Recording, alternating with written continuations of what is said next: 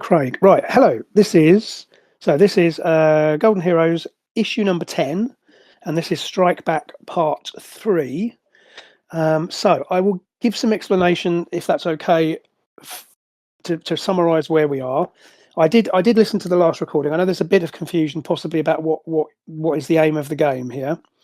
So I'll try and clear that up for you. So essentially, you are the new. We're going to call you the New Eagles, as the super team was, whose headquarters you have acquired, and you were whisked off from your first victory over your opponents in the Eagle's Nest, almost instantly whisked back in time by a time traveling computer, and your mission was to intercede because another computer from the far future had travelled back in time and had arrived in the Victorian era and was allegedly, or that thinking was, that this device is trying to influence events to affect the outcome of a war in the far future.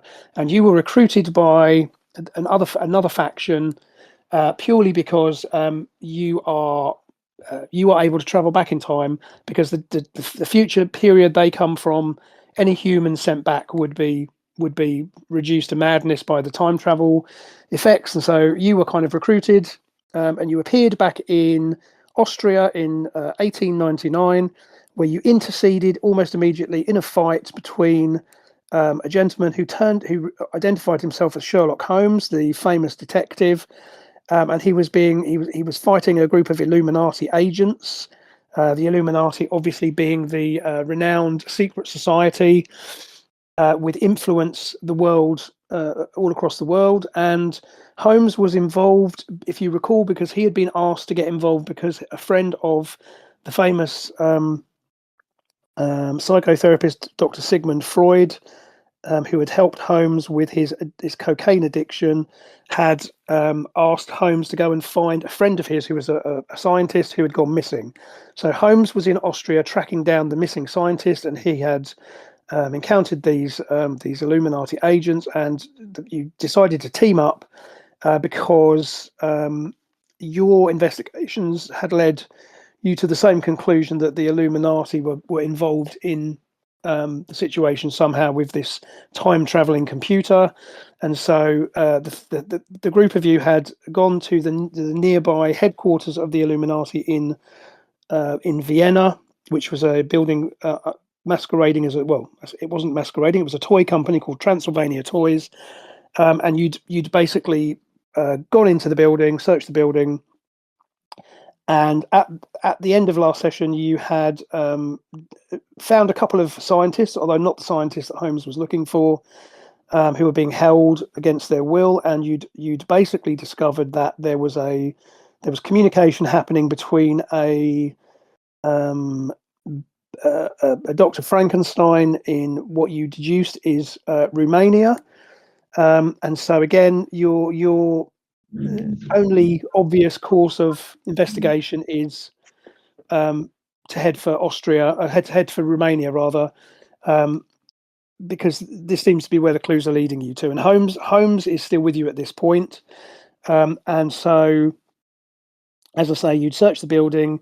You'd found evidence of Illuminati involvement, including an Illuminati kind of meeting place. And as I say, you discovered radio communications between this place and this Castle Frankenstein, or Schloss Frankenstein, and with some deduction, you'd figured out that was in Romania. So, does that kind of fit with what everybody remembers at that point? Yeah, pretty much. We sort of marked down that map, didn't we, with all the points on it. One of which was Romania, and there was as you said about the communications thing, there was the radio transmissions, wasn't there? Didn't we acquire something? Didn't we take a recording or something? I can't. Let me have a little look. So basically, what you'd done is you'd found because obviously the building was rigged, weren't there, Steve, calling for reinforcements? Yes, basically. Exactly right. I'll find the message. So that's right. So you'd found you'd found basically a strong box. There was a cipher machine, and you'd found some decoded messages. and you'd figured out that these were waiting to be collected by somebody to take. Somebody was they'd basically been received by there was two guys in a radio room. They'd received these messages. They put them in a strong box, waiting for them to be collected. So the first message said, urgently require armed support. Stop. Send experienced men. Stop. No time to lose. Stop. And it was signed with the initial F. And then the second message said, why no response to first signal? Stop. Send experienced men immediately. Stop. Require combat troops and agents with knowledge of the supernatural. Stop. Extremely urgent. Stop. And then signed Frankenstein. God, you've got a good memory, Steve. There you go. It's not as if I read that off the page. So basically, in this world, and again, we talked a bit about this with Holmes, is that there's obviously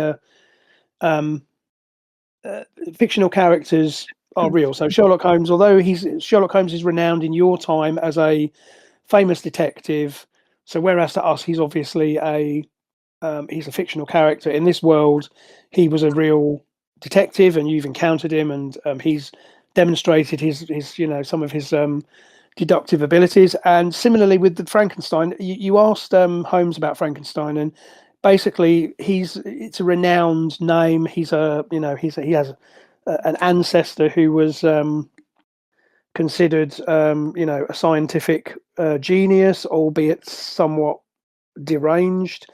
Pretty much the story of Frankenstein that you know from the horror movies, but again, in this reality, he was a real figure. And so you assume that this Frankenstein is probably a descendant of his, because he was around in the early 19th century. So it could be the same Frankenstein, but you don't know. And again, those messages certainly indicate that there's something going on Castle Frankenstein. And as you've left, so you left the Transylvania toys, you'd taken the two scientists with you, the ones who were being held hostage. And I'm going to assume that Holmes probably insisted that you notify the authorities that these people were being held against their will. He'll probably keep you out of it, given your kind of unusual appearance. And, he if you recall, he deduced you were time travelers pretty much straight away. But he basically will deal with the authorities, and he makes sure that these guys are taken to the authorities, and he will also advise the local police to sort of raid. You can assume the police will probably raid that building, and will, it's unlikely that much will happen because, of course, as we know, the Illuminati are a society who have their fingers in everything. So it's also very likely to assume that, any charges will probably go away at some point. But the point is, he deals with the mop up because he has the thing with Holmes is he has contacts in very high places, and he has contacts all through the royal houses of Europe in particular. And so if anyone causes him an obstruction, a well-placed telegram to the royal palace in Vienna will probably result in that obstruction being removed relatively quickly. So that's kind of where we are. So you've left the building, you've everything's tied up in a bow. And Holmes does a bit of research, and he again, you deduced from the map that you found, which showed you various locations around Europe, that the place where these messages were coming from was this place called Schloss Frankenstein, which is basically Castle Frankenstein, and it's located in Romania. So I've thrown you a map up there to give you a vague idea of whereabouts you are in relation to Romania. And obviously getting there is a slight challenge, but Holmes again can invoke his contacts, and he announces when he returns from the authority, from the police, he advises you that he is not only has he arranged rooms for you in a well-to-do hotel in Vienna, but he says he has arranged transportation on an express train the very next day, which will take you to Romania, and will take you to the area where this Castle Frankenstein is located. Okay, so you have an evening if there's anything you wish to do in Vienna. I'll leave that up to you if there's anything you particularly want to do or any investigation you want to make. But bearing in mind it's in 1899, so any research will have to be done the old-fashioned way. But again, is there anything anyone wants to look into, or do you want to just move ahead? I'm all right just moving ahead. This is generally a good time to hit the tavern, but I'm not sure what purpose it would serve at this point. Yeah, I mean, yeah, I mean, I guess, as I say, the hotel that he takes you to it's obviously an old, it's a grand old building, and it's a very nice hotel. Of course, the one thing about Victorian society is, although all of you are dressed in period appropriate variations, with maybe the exception of Hyde, because Hyde's quite a hard one to disguise. Although I know you've got your own Victorian variation on your uniform. But basically, one thing about looking at Discord, I love that image. Those images in Discord, those Victorian images are great. But basically, he can certainly arrange for you to can have dinner in the hotel, and there's a nice bar. And Faye Strike, you probably get a few odd glances because, again, bearing in mind this is 1899. If a woman is seen in the company of three other men in a bar, then eyebrows will be raised. Now, of course, you probably wouldn't even notice this because of your modern sensibilities, or at least modern by the 80s. And also, my hair makes it difficult to see things. Probably peripheral vision area. Yeah. And but you can see there's older men with bushy moustaches and sideburns kind of harumphing every time they walk past you.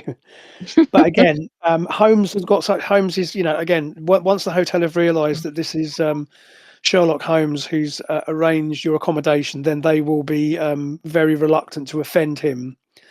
Particularly because, again, Holmes has no doubt assisted the Austrian royal family in if not one, if not more scandals, of which there were many in most of the European royal families in this period. So again, if anyone complains to the management, they will be given short shrift.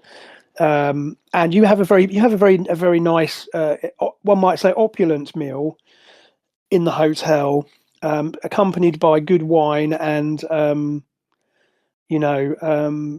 expensive brandy. And you notice Holmes doesn't really push you for any information about the future. Again, as we discussed, he deduced from your clothing and your mannerisms and everything else. He was not fooled. He was conscious of the fact that you are obviously time travelers. But he doesn't seem interested particularly in prying into the future. He's not asking you for questions because, again, he's a man of high intellect, and he realizes that that's probably not a good idea. So we'll assume you pass the evening in polite but kind of light conversation, and then you can retire to your rooms, which again are reasonably opulent. And he advises you to the train tomorrow morning is going to be at 10 a.m. So you have time to have a sleep, meet for a very good breakfast in the morning, and then he arranges for a carriage to take you to the Vienna Central Station at the appointed time. So, right. So you are. Bear with me. So again, I'm going to just move off the map. So next we catch up with you. You're on a train heading through Europe.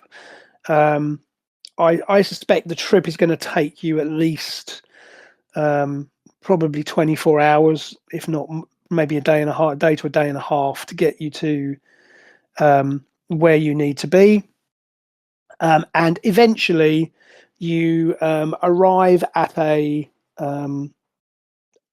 smallish station in the Romanian mountains.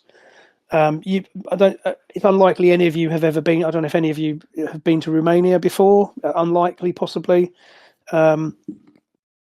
even Holmes is not entirely familiar with the region.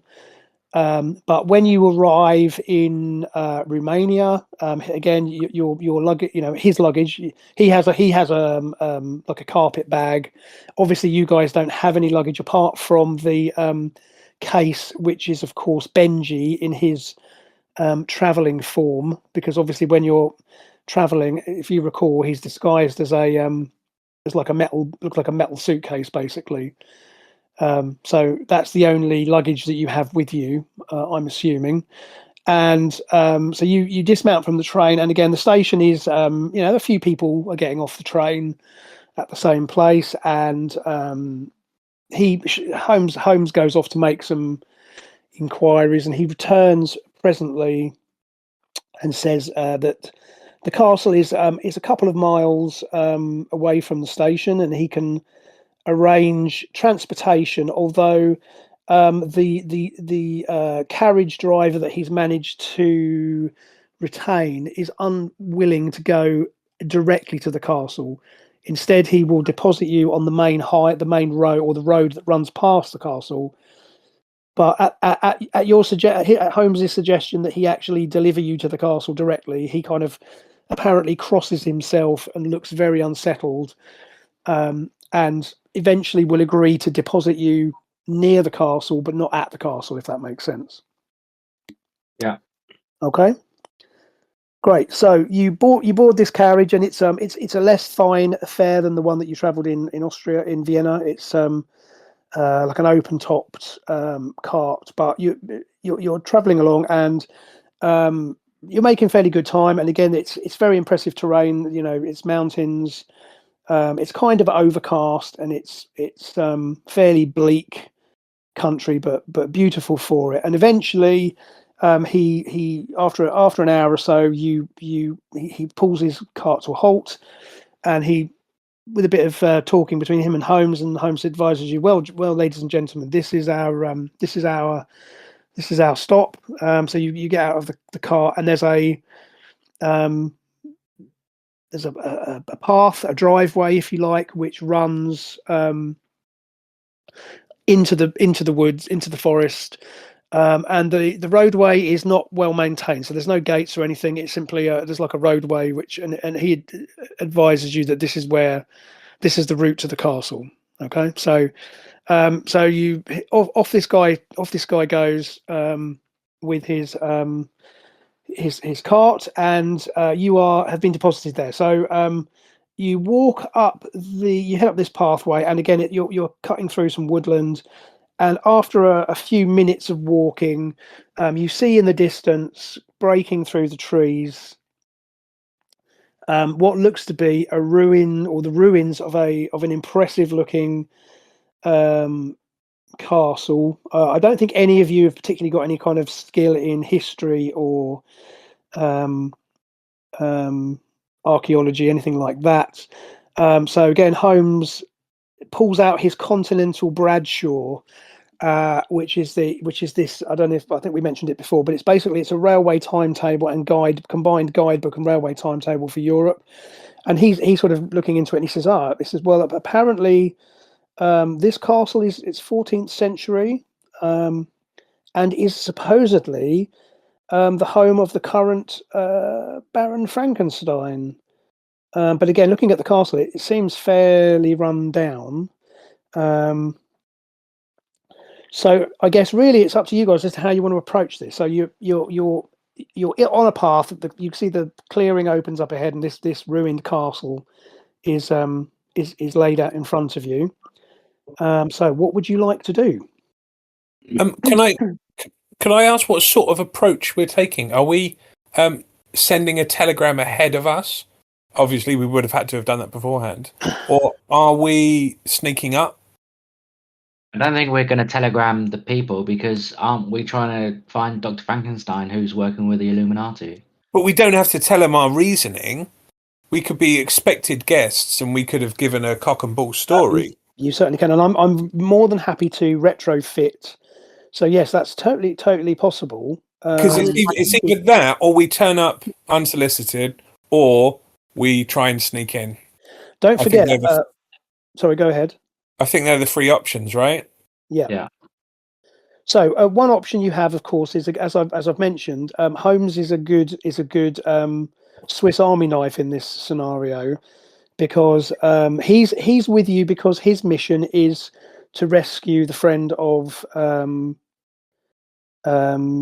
Sigmund Freud, which he didn't do in Transylvanian Toys. So he's with you purely. I mean, he is intrigued by obviously working with time travelers, but also he's here because he gave his friend a promise to rescue his this scientist if possible. So he's here for that reason. But also the thing about Holmes again is because he's a man with contacts in high places, you could use him. So you could, for example, you could have Holmes could very easily have sent a message to Dr. Frankenstein, and Dr. Frankenstein would presumably be at least intrigued, because again, Holmes has a reputation. So there is that possibility. And as Kerrin has said, you can also simply try and observe, creep in, see what happens. Or I'm happy to go with whatever plan you want, Kerrin. Okay. Yep, same. Yeah. So I personally like to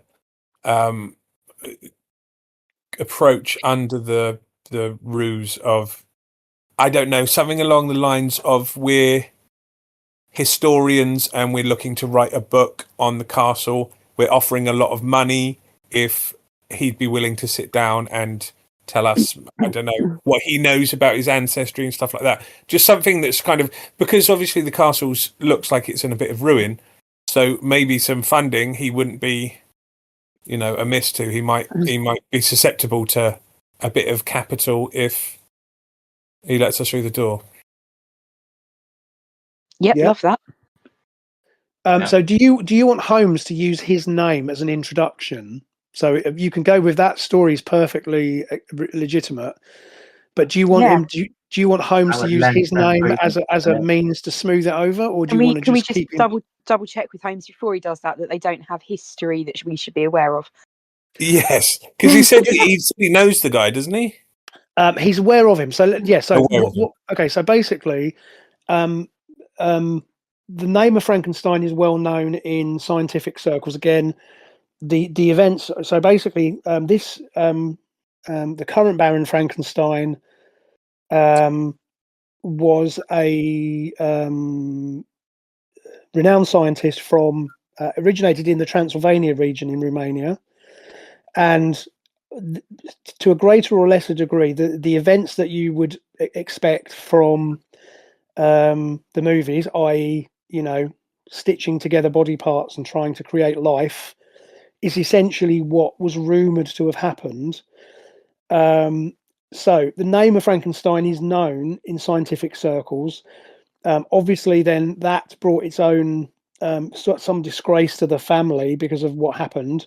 And so Holmes knows that the current Baron Frankenstein, who, as I say, is a descendant of that Baron Frankenstein, the family were basically exiled from Transylvania and have ended up in another part of Romania. That's about all he knows. So he knows the name, he knows the reputation of the family, i.e., mad scientist. Let's be honest. And again, that is considered to have happened, but the detail of it is not public knowledge. So there were rumours, and again, given that Holmes moves in circles in low criminals and high society, he's heard these things, and again, he knows the name, and it's very, very likely that Frankenstein will know the name of Sherlock Holmes, because again, Sherlock Holmes is a renowned detective even in his own time. So you could certainly use that as leverage, because the only issue with the approach of being a researchers is that if there is something going on in the castle that Frankenstein doesn't want known, he may not welcome strangers in, but with the name of Holmes behind it, he would certainly be intrigued enough to at least meet with you, which would get you in the door, essentially. Yeah. Let's do that. So shall we assume then that when you were in Vienna, or when you were in, when you arrived in, before you left Vienna, then we'll say that Holmes made a stop at a telegraph office, and sent a telegram to Dr. Frankenstein, and exactly along the lines that Kerrin laid out there. So Holmes, he says, I'm Mr. Dr. Frankenstein. My name is Sherlock Holmes. I'm I've done work for the Austrian government and for the Romanian government, no doubt, for the British government, and so on and so on, and that you are associates of his who are interested in his in family history, and because you are currently touring Europe, you would request to be able to drop in, or just to visit him and have an initial discussion, and then if he's amenable, then you could arrange to do proper interviews and so on late a time to suit. But the fiction is that you're traveling through Europe, which again was a very common practice at this time, and he announces your intention to arrive at the castle today, and you will know that the message will have been delivered. So on that basis, you have every expectation that you can just walk up to the castle rather than creep up to it, if that makes sense. Obviously, how you are met will depend on how he is feeling about the situation, but it will likely get you in the door, if nothing else. Perfect. Yep. Cool. So, okay, so you arrive at the as I say, you've been dropped off. All the other events proceed as we described. So the local cab driver essentially wasn't keen to take you to the castle itself, but he's dropped you off there. Again, you don't have much luggage with you. Benji is in his travelling form of a silver case. Holmes has got his own small travel bag with him.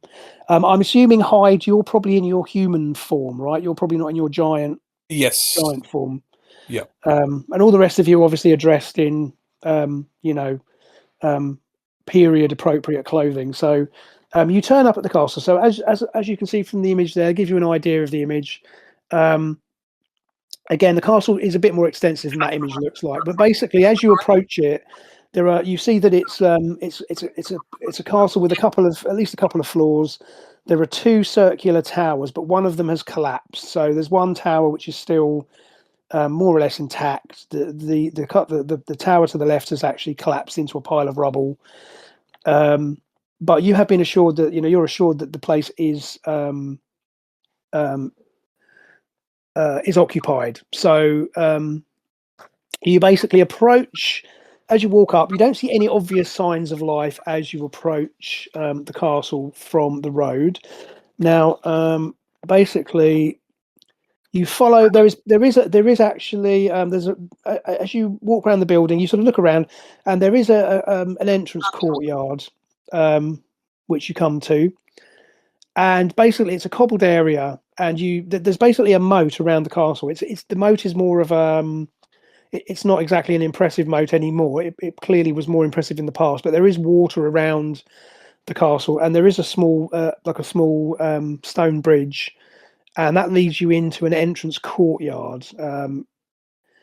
So as you approach it, to one side of the courtyard, you can see that there's an unoccupied stable. So there's a little stable building. And there's also a shed with a broken cart, and everything looks a bit run down and a bit broken down. There is, however, double gates at the front. These are wood, and they're reinforced with iron straps. And what you do notice, oddly, is that there seem to be cloves of garlic which have been nailed to the door. And there are bunches of garlic, and these have been and these have obviously been replenished, because obviously garlic, if it had been left there some time ago, it would have rotted away. But this stuff, it looks pretty fresh, and you get a smell of garlic as you approach. And as you approach, you see the first signs of life, and there are three guards, or you assume they're guards, who are basically loitering around in this area. So who wants to approach them first of all? Because again, they sort of, as they see you coming, they stand up and look as if they're on guard. Whereas in fact before they were lounging around, probably smoking and taking it easy. So, but as you approach, they sort of stand up, and they don't look overtly threatening, but they're obviously, going to challenge you. So, do you want Holmes to approach them, or does one of you want to take the lead? I hate to defer to NPCs, but it sort of feels like it should be a Holmes That's introduction. totally fine. So, So, sorry, Steve. no, it's all good. Again, he's naturally authoritative, and he sort of strides ahead of you. So you converse amongst yourselves, and he sort of says let me deal with this. So he walks ahead, and you can hear him conversing in Austrian, which and his accent is pretty good. I don't think any of you understand. I don't think, actually, no, that's not true. We decided, didn't we, that actually Benji can translate for you. So That's right. Yeah. okay, fine. So so he just says, good afternoon, gentlemen. My name is Sherlock Holmes. These are my traveling companions. I believe we are expected by your master, Dr. Frankenstein. If you'd be good enough to let him know that we are here. And he doesn't wait for a response. He then sort of turns away from them and just comes back to join you and looks at them expectantly. And the three of them kind of look at each other.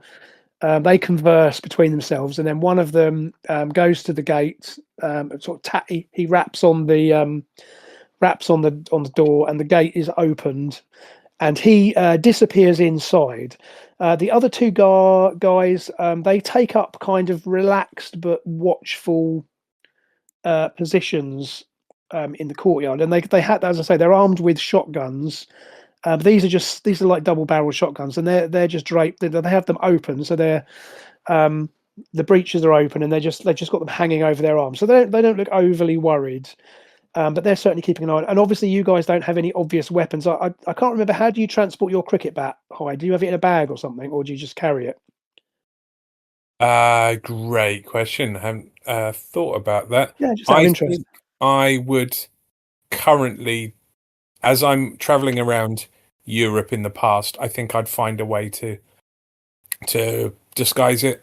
Some sort of. Yeah, well, I mean, we can assume. I think we can assume that you've got, because you're probably wearing a.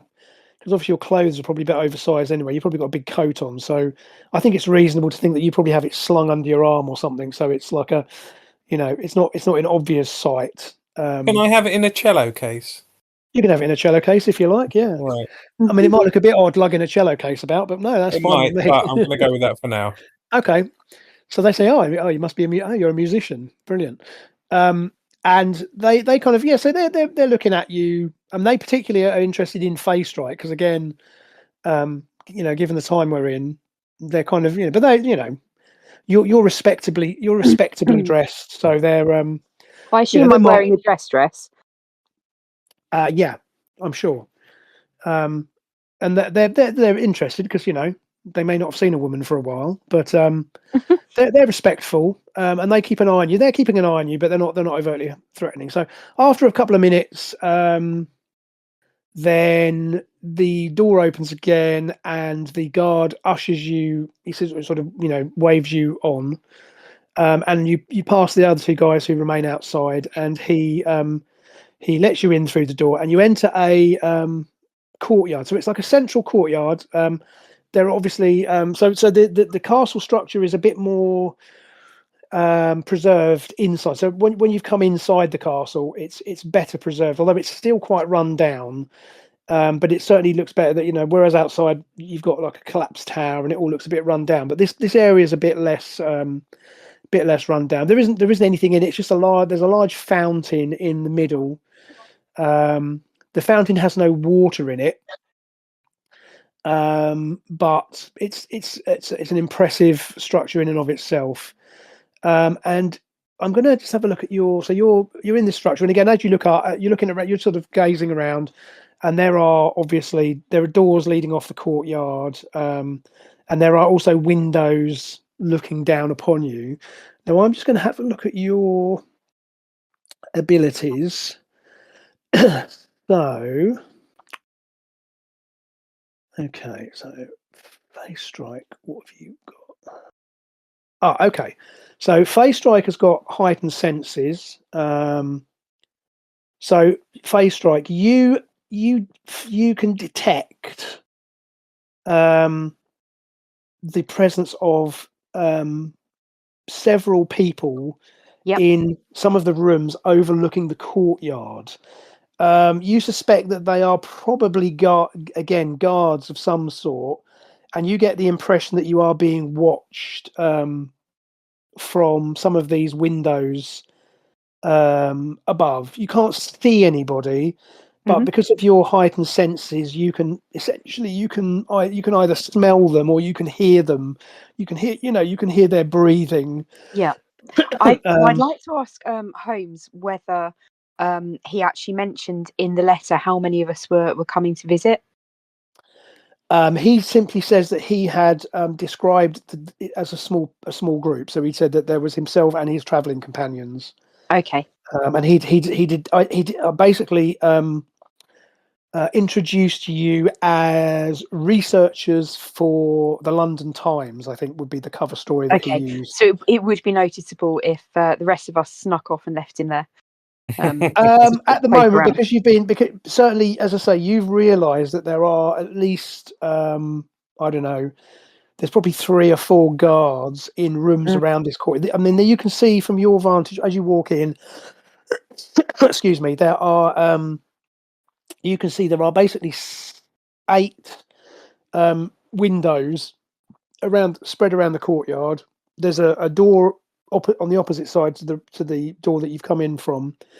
But you suspect there are at least guards in at least 3 of those rooms. Again, you can't really see them, but you know they're there. You suspect they're probably armed. And again, they're keeping a low profile, but yes, Okay. it will be Would it difficult. I mean, one of you hasn't one of you got invisibility, or am I imagining that? It's That's probably Kevin. with his Yeah, with it's his not. his grab. I We've mean, left obviously, him, we've left him in the other coach. yeah, obviously Hyde has got super speed Yep. if it comes to it, and obviously Captain Sonar has got.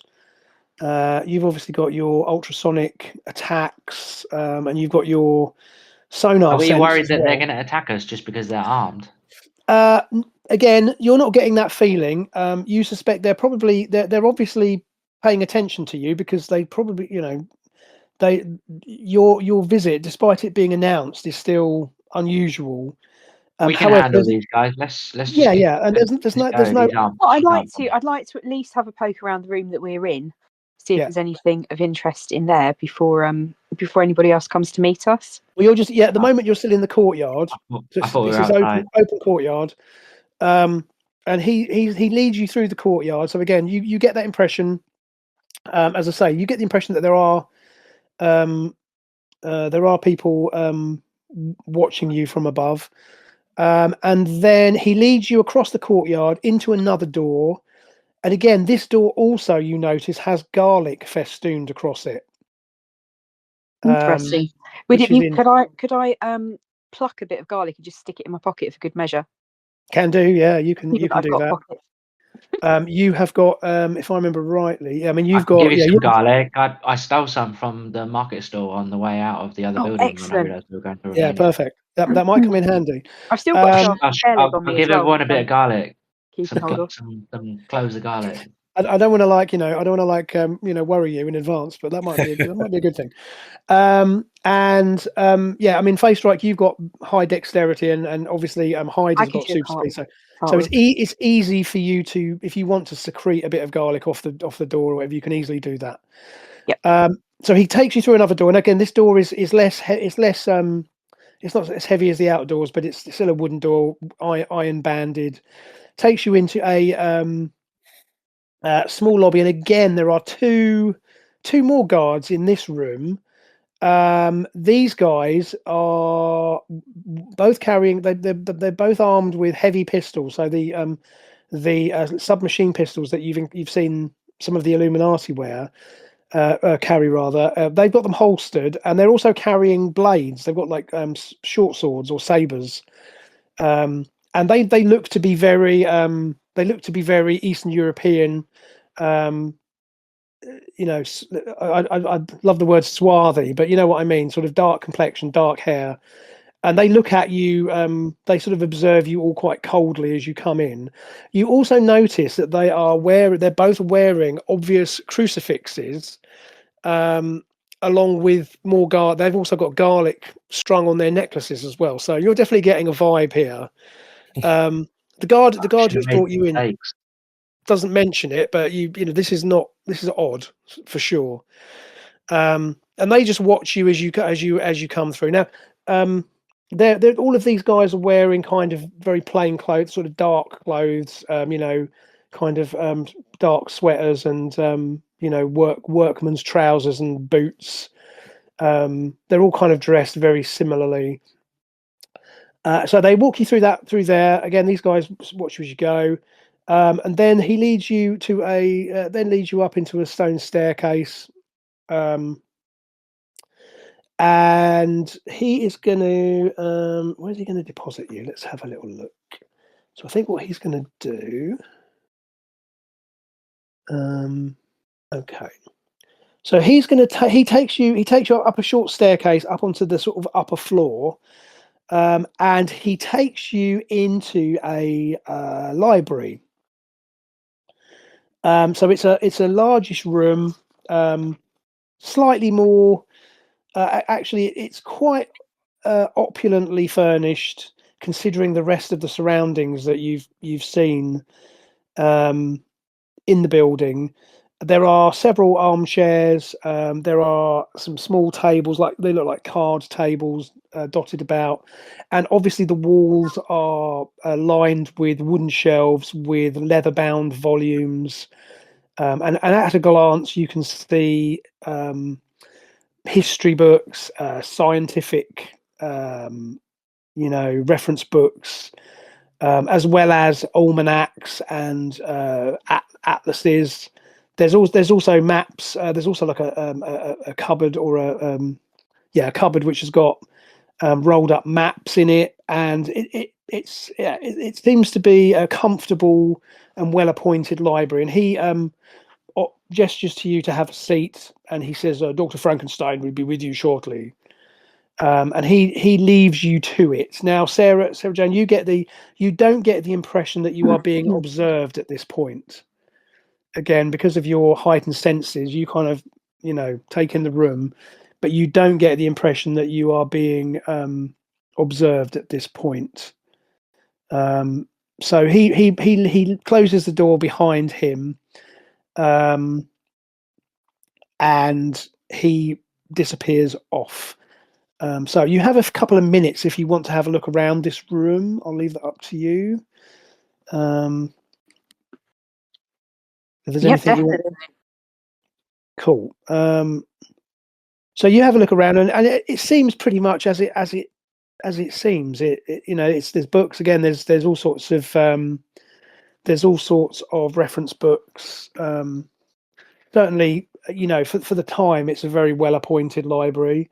Even Holmes is, you know, he's poking about, looking at various volumes. But other than that, there's not much else. You know, there's not much else in the room. There's only one entrance into the room, which is where the guard has left. And after a few minutes, the door opens again, and in walks a he's quite distinguished looking. So he's got his high forehead, dark hair. He's wearing a like a long frock coat, but there is something about him that's unsettling. You don't quite know what it is about him that's setting your hackles on end. But he enters the room, and he sizes you all up. And he heads immediately to Holmes and says, Mr. Holmes, I assume. And Holmes stands and, Dr. Frankenstein, I presume. And the two men shake hands formally. And are there any mirrors in the room? Any mirrors? Yes, there are. And he is reflected in the mirror. Okay. And he says, indeed, I am Dr. Victor Frankenstein. Welcome to my home. I must admit your telegram came as something of a surprise, Mr. Holmes. Your name is well known to all of us, of course, and I am certainly heartened by your visit. But I'm certainly glad to offer you what hospitality I may. I must advise you, I am in the middle of certain sensitive experiments currently, so I may not be able to give you much of my time. But again, please tell me about your interest in my family. He seems, he seems a bit aloof, but he seems pleasant enough. Again, you definitely can see him in the mirror. So yeah, over to you. How would you like to approach him? I haven't thought this through. I think. Well, we're here for the history, so we should get a tour. That's right. Yes. Yeah. We need to introduce ourselves to him if Holmes doesn't do it. I'll put that. I'll leave that to you, so you can introduce yourselves. Holmes will defer to you. You notice obviously Holmes's eyes are kind of darting around. They're kind of darting around the room. He's obviously always looking for clues and looking for. So he's kind of, you see his eyes kind of moving around, checking it out. But he just says, "Oh, these are my associates. As I mentioned, they are attached to the London Times, and it seemed to be mutually beneficial. I've long wanted to make your acquaintance, Doctor, and my colleagues here, or my friends here, are certainly interested in discussing with you your family history and perhaps writing an article or several articles. But again, I will let them explain their interest to you.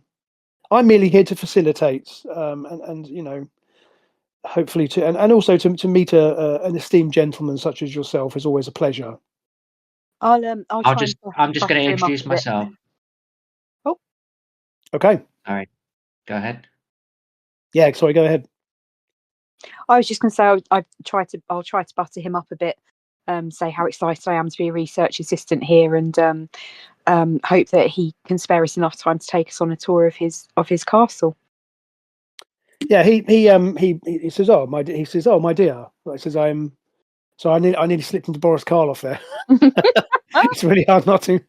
Ah, my dear, I will introduce you to the creatures of the night. He says, "Well, my dear, I'm grateful to make your acquaintance." And he kind of takes your hand and he kisses your hand on, maybe again. You probably go, but of course you have to remember this is 1899, so this is probably this is kind of normal behaviour. But yeah, he kind of takes your hand and he says, "Oh, I'm pleased to make your acquaintance." You get the unsettling feeling from him as well as he looks at you. He's like sizing you up and down. Yeah. He's probably measuring the body parts, to see what he can use. So he has a sort of he does make you feel slightly ill at ease, even though his behaviour is perfectly he's perfectly polite and pleasant. Genteel. But you do get this vibe from him. You probably wouldn't want to turn your back on him. But anyway, he's perfectly pleasant. He says, "Well, I'd be more than happy to show you what I can. Obviously, there are certain areas of our of my home that are not open for general visitation. Not yet, at least. We have many experiments in progress, and but I would be willing to have to take you to show you some of the building for certain." Oh yes, as I said, my time is what extremely limited. experiments we can as well. Well, my dear, it's charming of you to show any sort of scientific interest. I'm sure I can probably discuss it with your colleagues here. Sexy skit. Oh my god! Welcome to the Victorian age. Yeah. But yeah, so he's perfectly pleasant, and he'll go around all of you and shake your hand, and he seems perfectly pleasant. Is he wearing gloves, Steve? He's not wearing gloves, no. Okay. He's wearing a. Is he clammy? Is he cold? Is he? Not particularly. Nothing out of the ordinary. as I say, he's quite haughty. He's quite you know, you definitely get the impression of intelligence. You know, he's definitely A learned, sizing you up. right? Every time he looks at you, you kind of feel, ooh, you know, do you know what I mean? It's an unsettling feeling, and you're not quite. It's hard to pin down what it is that has you unsettled, other than his close attention is quite unsettling. Right. The only person who doesn't seem to be particularly affected is Holmes, probably. But as I say, he's perfectly polite. And he says, well, I will, you know, if you wish a tour, he will oblige with a limited tour. And he says, I will. He says, one moment, and he picks up a small bell from from one of the tables, rings the bell, and after a moment, that the same guard kind of trots back in. Yes, Herr Doctor, and it says, please have refreshments brought to the library, and I will take our guests on a brief tour, and we will return here shortly. So make sure there are refreshments provided. And the guard says, yes, Herr Doctor, and he trots off again. And he says, well, if you'd like to follow me, and he takes you out into he takes you out of the library.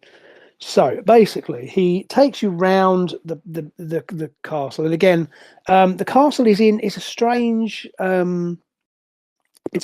thing, because it is, parts of it are in almost in ruins. There are some areas he's walking you around, and there are some bits where, and he kind of glosses over it, and he says, well, you know, my the castle is in disrepair, but we are engaged in more important pursuits, which you know, at some point I will attend to the building, but it is not important. And there are other areas which are, you notice there are some doors which are clearly he's not going to show you. There are he does show you a laboratory, a couple of laboratories. So he takes you. There's a couple of laboratories. And let me just check where they are. So they're on. So basically, all of the whole tour is essentially confined to the one floor, which you get the impression is the only habitable space in the castle. Mhm. Even though the castle is 2 stories, there is an upper story, but it seems as if most of the upper story is in some sort of ruin. So he's actually only walking you around this like ground floor, and he takes you, as I say, he takes you to one of the laboratories, which is a So, hi, any of you, Captain Sonar, you've got scientific knowledge, haven't you? You're a Yeah. scientist, right? Yeah. Okay, so this is clearly an electronics laboratory, and you notice so there are two technicians in the room. They're both wearing over their normal clothes. They're wearing white coats of a fashion. You notice as they're moving about their business, you notice that at least one of them is carrying a weapon. You notice he has one of those machine pistols kind of in a holster under his white coat. And one thing you do notice as you're looking around is, as we've established before, that some of the stuff here is clearly anachronistic for this time period. Given your knowledge, you instantly recognise that there are parts which are not of this time, so they are more advanced than these people should have. Is there like something specific? So you reckon certainly some of it is parts from an advanced radio transmitter, which is basically looks to be equivalent to 20th century technology. You even think that you spot transistors and microchips.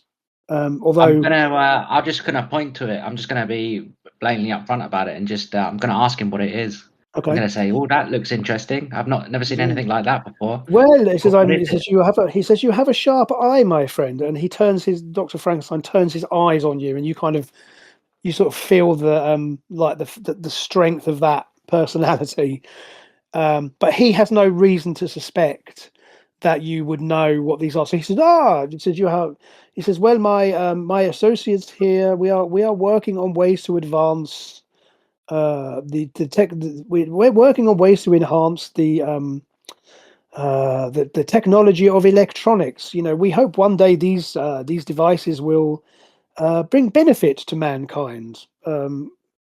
I won't go into specifics, obviously, for these are advanced pieces of equipment, but rest assured, sooner or later you'll be able to write about our discoveries in your esteemed paper. He says, and this is exactly what we are trying to achieve here. We are trying to bring benefit to mankind. We are trying to advance mankind. And he says, anyway. Sounds fascinating. He says, "Oh, I'm glad you agree. Yes, indeed." He says, "Oh, well, follow me." And he takes you to there's another laboratory next door, two doors down. This one, he opens the door here, and again, he's this one is interesting. So this is a small laboratory. Well, it's about the same size as the other laboratory that you just visited, but this one actually has a glass inner wall, and there are scientists inside this glass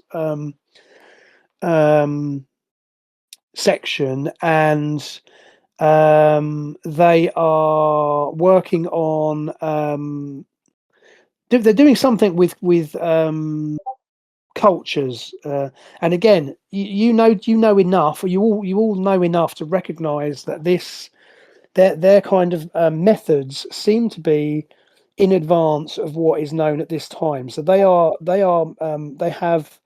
they're sort of moving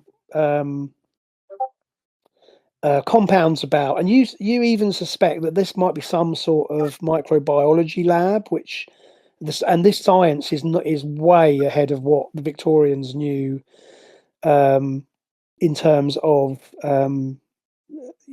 this area. Again, you're not an expert, Captain Sonar, in microbiology. You're more of an electronics guy.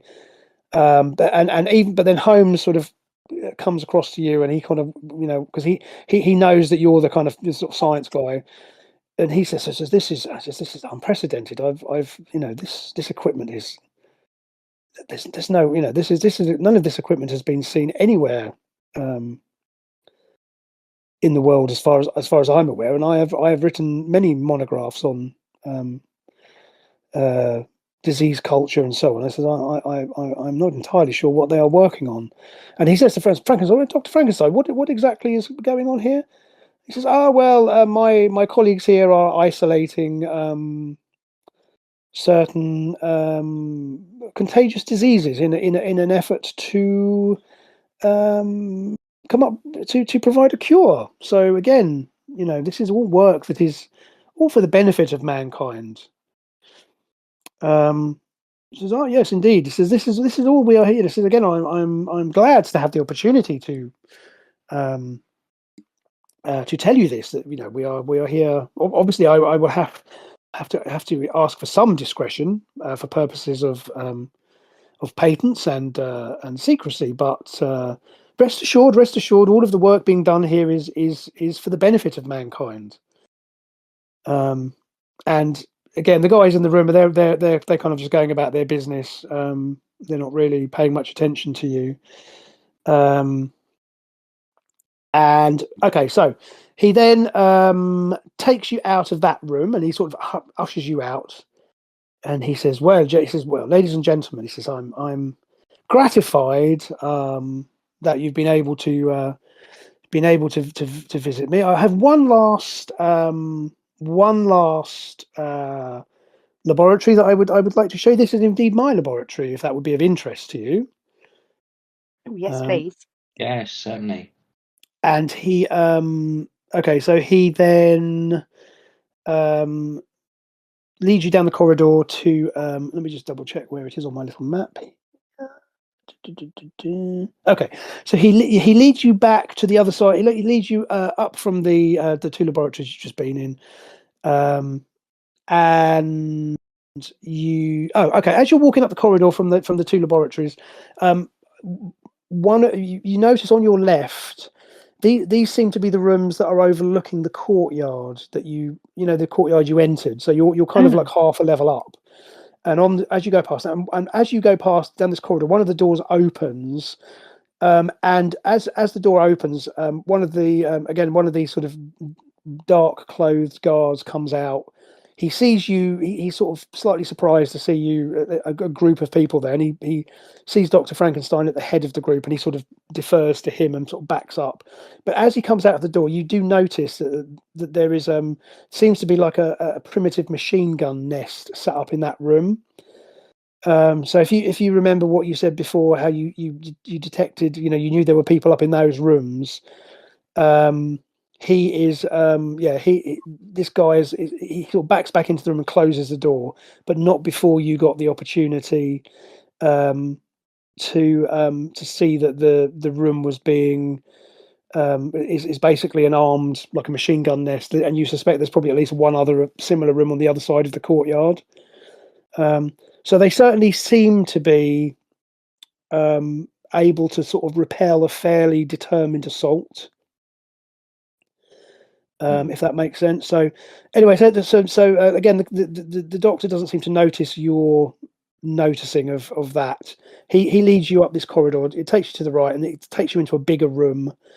And he takes you into his laboratory. So as you enter, this is basically this door is it's actually two thick doors, wooden doors again, with the iron bars, not the iron bars, but like the metal strips reinforcing it.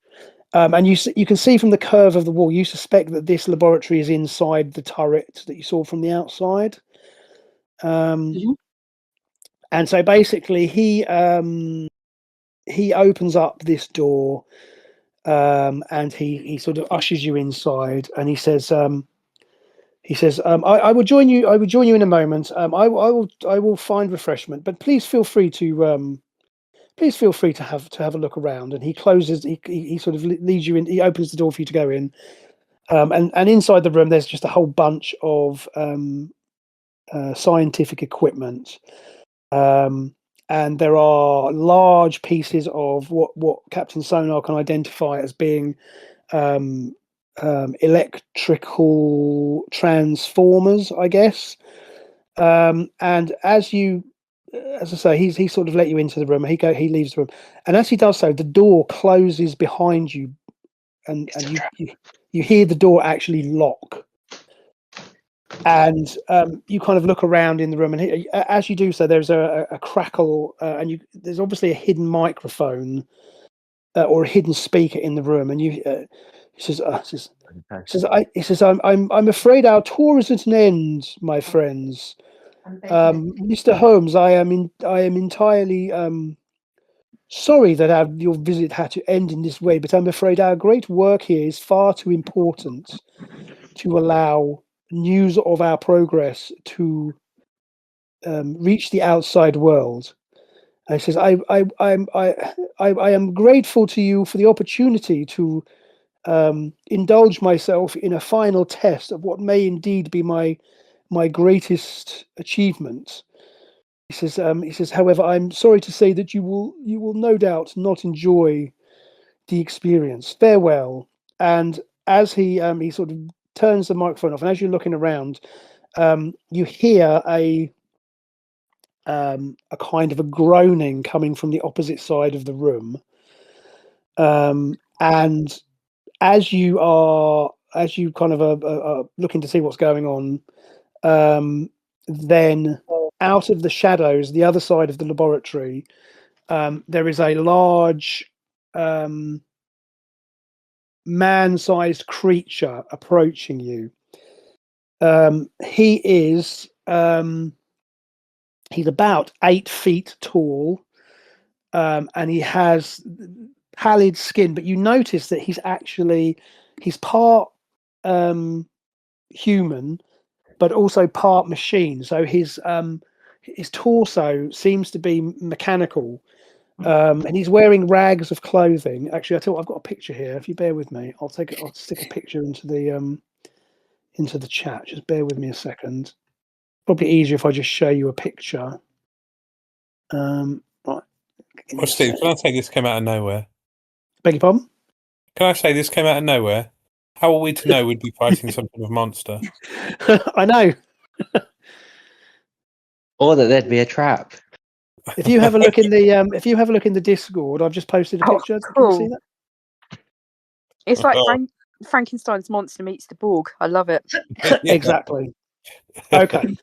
So what we're going to do is we're going to go into combat here, because he's basically coming towards you, and he's clearly not friendly.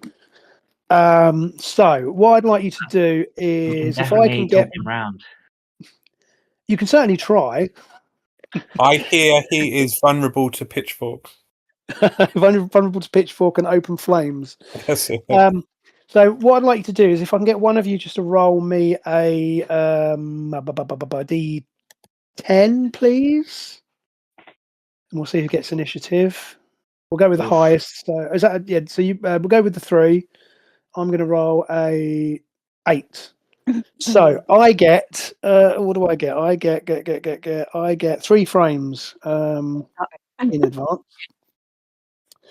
Right. Did I mention I was the last person walking into the room? Okay, so he's going to go first. So we're going to call him the monster, because that's what he is. Okay, so let me have a little look here and see how's he going to do it. What's he going to do? So, Sorry, I don't mean to be. I don't know if you can see that I've managed to drag some dice onto the picture. Was that you that made that mess? It's me. I have not. I thought, oh, I wonder if I can pick that up, and apparently I can, and then it just chucks it onto the board. Oh yeah, isn't that cool? Oh, is it? I can get rid of it. Very cool. There we go. That's pretty exciting, isn't it? Yeah. Right, fine. Sorry, So, no, it's fine. You're about to get attacked by this dude. Okay, so he's going to go first. So what he's going to do is he is going to move. See what we're going to do. Actually, I'm going to move this over. I've got a map here. Actually, just bear with me. There we go. So you're all kind of in this room over here. So I'm not going to. Obviously, we're not in. This is not to scale. But basically, this is the room that you're in. This is the turret room that you're in. So as you can see, it is 1, 2, 3, 4, 5, 6, 7, 8. So that's 2.5 meters. Okay, so he's going to come for you. So basically, I'm going to obviously hide you. You're still in your human form at the moment, so you're going to have to think about that. Yes. But he is going to go for. We'll go for Captain Sonar, I think, as the first target. So what he's going to do is he is going to move towards you. And he is then going to try and hit you with his claws. So he has claws. He has heightened senses. He's also got super strength. Just so that you are aware. What a nice combination. Yeah, your long lost brother. Now you know why Dr. Frankenstein was eyeing you up. You see, the resemblance is uncanny. Right, fine. So what he's going to do is he's going to take an action to move across the room. He's then going to have a pop at Captain Sonar. So Captain Sonar has got a. Are you guys looking at the same map that I'm looking at? I'm looking at a map of the whole castle. Yeah, that's right. Yeah, I don't have a tactical map for this. If you just zoom in a bit, like I say, it's just to give you an idea, because it's just like a square room basically. Yeah, that's fine. And I'm gonna say he's gonna use he's gonna take a movement just to get up and close to you, and then he's gonna just have a go at you. So he's gonna try and attack you with his claws. As I say, he's got these cybernetic claws on his right arm. So he has got a weapon class of 2.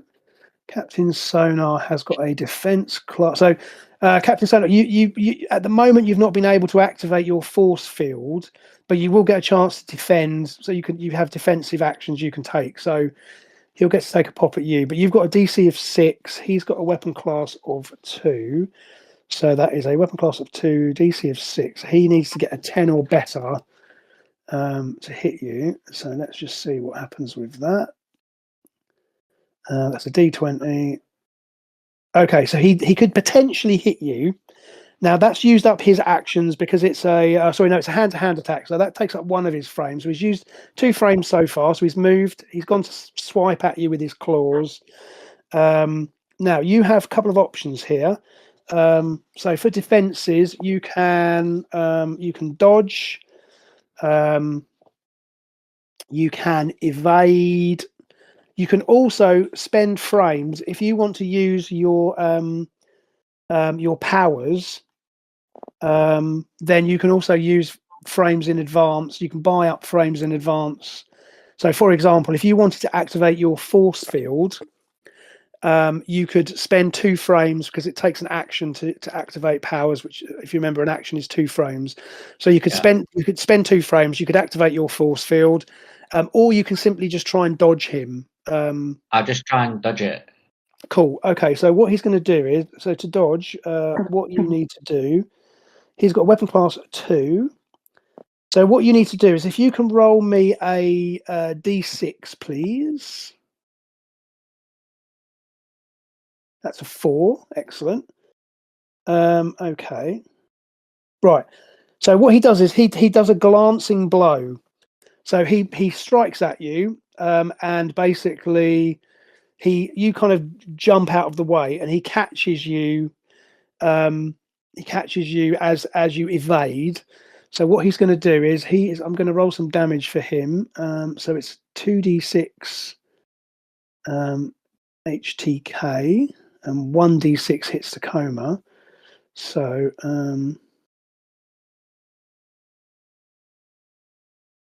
so that's 8, and then that's a 6. So right. So basically that's all reduced by that basically is reduced by half. Now the only problem you've got here is that he actually, because he has super strength, he has quite a hefty strength bonus. So actually, you are looking at. You're going to take 14 hits to kill, and you're going to take, because he basically adds 41 to his attacks because of his super strength. But again, these are all divided in half. So you're going to take. So sorry, what did I say? You're going to take 14 hits to kill, and you're going to take 13 hits to coma. So I'll write that down. So 14 hits to kill. So you're down to 44 hits to kill, and you're down to 41 hits to coma. So that hurt, but it's not done. You're still fine. But yeah, so he swiped at you with his claws, and then he's going to try and what's he going to try and do? He's going to try and grab you with his other attack. So you're obviously trying to jump out of his way. He's going to try and grab you. He's got 1 frame left. Blah blah blah blah blah. So weapon class is 2. You have got a DC of 6. So let's just try that again. Oh no, sorry, rolled the wrong dice there. Okay, he manages to grab you. So he's taken a swipe at you. You've gone to jump out of the way, and he has grabbed hold of you, but he can't do anything with you other than hold on to you. So he's now used up all of his actions for this frame. So I'm gonna so Captain Sonar, you get to act first anyway. So you've now got all of your frames that you can use against him. Okay. So what would you like? I'm right up next to him. Yeah, he's I literally want to holding on to use. you. He's got you in his iron grasp with his left hand. Okay, well, I want to just. I'm going to use my fist amplifier. I'm just going to punch him in the face. Okay, perfect. Right, fine. So you're okay. This is good. You're also going to get bonuses to this because you are literally right with him. Blah, blah, blah, blah, blah. Right. So you've got a weapon class of your fist amplifier is a weapon class 4. His defense class is 5. So weapon class 4. Okay, so you just need to get a 9 or better. So if you would like to roll a d20 for me. Perfect. So you hit him. That means that you get to do. So that does 2d6 hits to coma. So if you can give me 2d6 first of all for the hits to coma.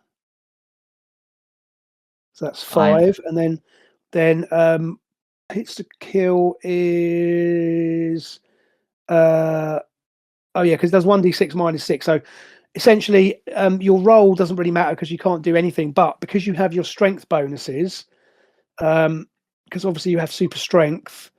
So basically, that's plus 18. So you do 23 points of hits to coma damage, and you'll do 18 points of hits to kill damage. I'm just looking at his. Has he got any dividers? He does have dividers, unfortunately. So what's that divided by? So he's going to end up taking 8 points of hits to. Sorry, he's going to take 6 points of hits to kill, and he's going to take hits to coma is divided by 2. So he's going to take 13 points of hits to coma. So just let me make a note of that. So he's going to take 16 of that, 13 of that. Okay, right. So you can hit him again though, because you can because you're using your fist. You can just keep hitting him. Basically, you've got 4 Have I attempts. got 3 more frames? Because I'm just gonna wail on him if do it. since he's got hold of So me. I'll tell you what we'll do. Why don't we just, rather than you have it roll, just if you want to roll me the hit dice. As long as you hit, I'll get you to do damage for 1, and then we'll just apply it to all, just to save you having to roll it 4 times. So Okay. So again, give me a d20 roll. Yeah, that's a hit. So again, if you can just roll me 2d6 for your hits to kill. So that's 4. 4. Okay, so plus 18 is 22. That's for the hits to so that's the hits to coma. So 22. So he has a divider of 2 for the hits to coma. So he is going to take that's 11. So he's going to take 3. And then we said he's going to take 18 for the hits to kill because of your damage bonus. That gets divided by 3, so that's 6. So he's going to take 24. So just bear with me while I just make a note of what he's taken there. So that's 24. 37. Okay, so he's down to that, and he's down to. Okay, you basically wail on him with your punches. Now, he's still holding on to you at this point. However, he's not looking too happy. He's still standing, but you've railed on him with your. You've basically hit him 4 times with your fist attack, but you're still being held at the moment. So who would next up? I think is Face Strike. So what would you like to do? Well, because he's quite tall and I'm quite short, I'll whip my claws out and I will sort of dive in and go for his legs, because if the torso looks mechanical, hopefully his legs will be choppable, and he can't get very far if he can't walk. Oh, so if you'd like to give me your weapon class 2, he's got defense class 5, so weapon class 2, defense class 5. So you need to get an 11 or better. So if you want to just roll that for me, that you hit him. Yep. Cool. So you hit him, and your damage that you would roll for that is going to be claws, which is 2d6 hits to kill. So if you can give me that first of all. So that's 7. And then if you can then do the same for, just give me 1 dice for the hits to coma. Oh, 6 again. Okay. So let's just have a little look here and see what that bullet works out to. Okay. I stand corrected. 2d6 hits to kill. So okay. 7. So again, he does have dividers because of his super strength. So he's going to take an extra 2 points. He's only going to take 3 points from your hits to kill attack, which takes him down to that. And then you're going to take that's going to be divided by. You take 3 from that, which takes him down to that. Okay, he's still standing, but you now see that there is hydraulic fluid, or what looks like some sort of hydraulic fluid leaking from his legs. Now, again, Face Strike, you've got other attacks, so you can either just hit him with the claws again, or you can do something else. That was only 1 frame because a claws attack is a hand-to-hand attack, so it's only 1. It only takes up 1 of your frames, I believe. I'm just going to double check that actually because I don't want to mislead you. I'm sure that's right. Let me just double check. Oh yeah, so they strike as fists once per frame. So fine. So you could potentially hit him another 3 times, or you can do something else. Up to you. I would like to hit him another 2 or 3 times, whatever I've got, and then just sort of stay down there in the hope that someone will push him over backwards over me. Okay, right. So if you want to just hit him again, quite a good obstacle. Yeah, go for it. So Okay. D20 for me. Yep. So we've got 16. Excellent. And then 2d6 for the hits to kill. 3 and 2, so 5. Okay. Right. Okay. Right. So you sweep in with your, as I say, you're slapping at me with the claws. Captain Sonar's pounding him with his ultrasonic fists, and he is not looking too happy. He drops to his knees. And he actually lets go of Captain Sonar now, and he sort of turns to you, but he's like, "Ugh!" And he's sort of swinging at you ineffectually. And then if you give me 1 more attack with your claw, so again another d20. So we've got 2. Okay, so that misses him. So in all of his flailing about, you miss him. Now you've got 1 more chance. So have another go. Okay. Still not good enough. So he's still standing.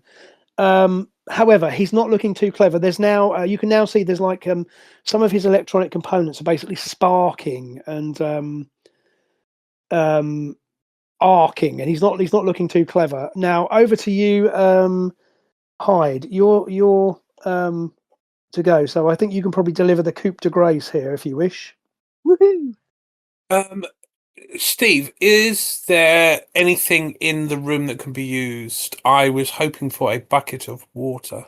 Absolutely, there is. You can go nuts because this is Dr. Frankenstein's crazy laboratory. So he's got giant arcing electrical Van de Graaff generators, and he's got all sorts of good stuff here.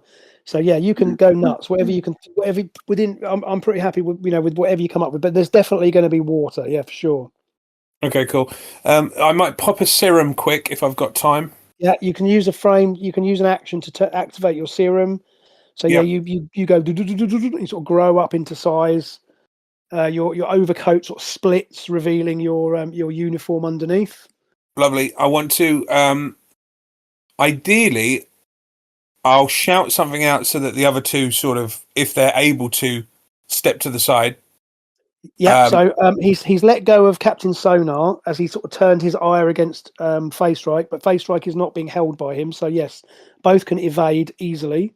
And I'll shout something like, "Hey, ugly!" as I want to chuck a bucket of water for him almost to catch, and then I want to use my wind sort of swipe with my bat to sort of knock him into like a big sort of arc reactor electrical, so the water and the electrics and his circuitry will get. Okay, so you throw this at him, and he kind of stupidly, kind of his head. You can see his head sort of track this as it's flying towards him. He's like, ooh, and this is obviously a tragic story. It's obviously very tragic. He's a very tragic figure. Now smash him in the mush with a cricket bat. Right. So you throw the bucket towards him, and he kind of stupidly goes up to grasp it. Meanwhile, you're going to attack him with your bat slam. Is that correct?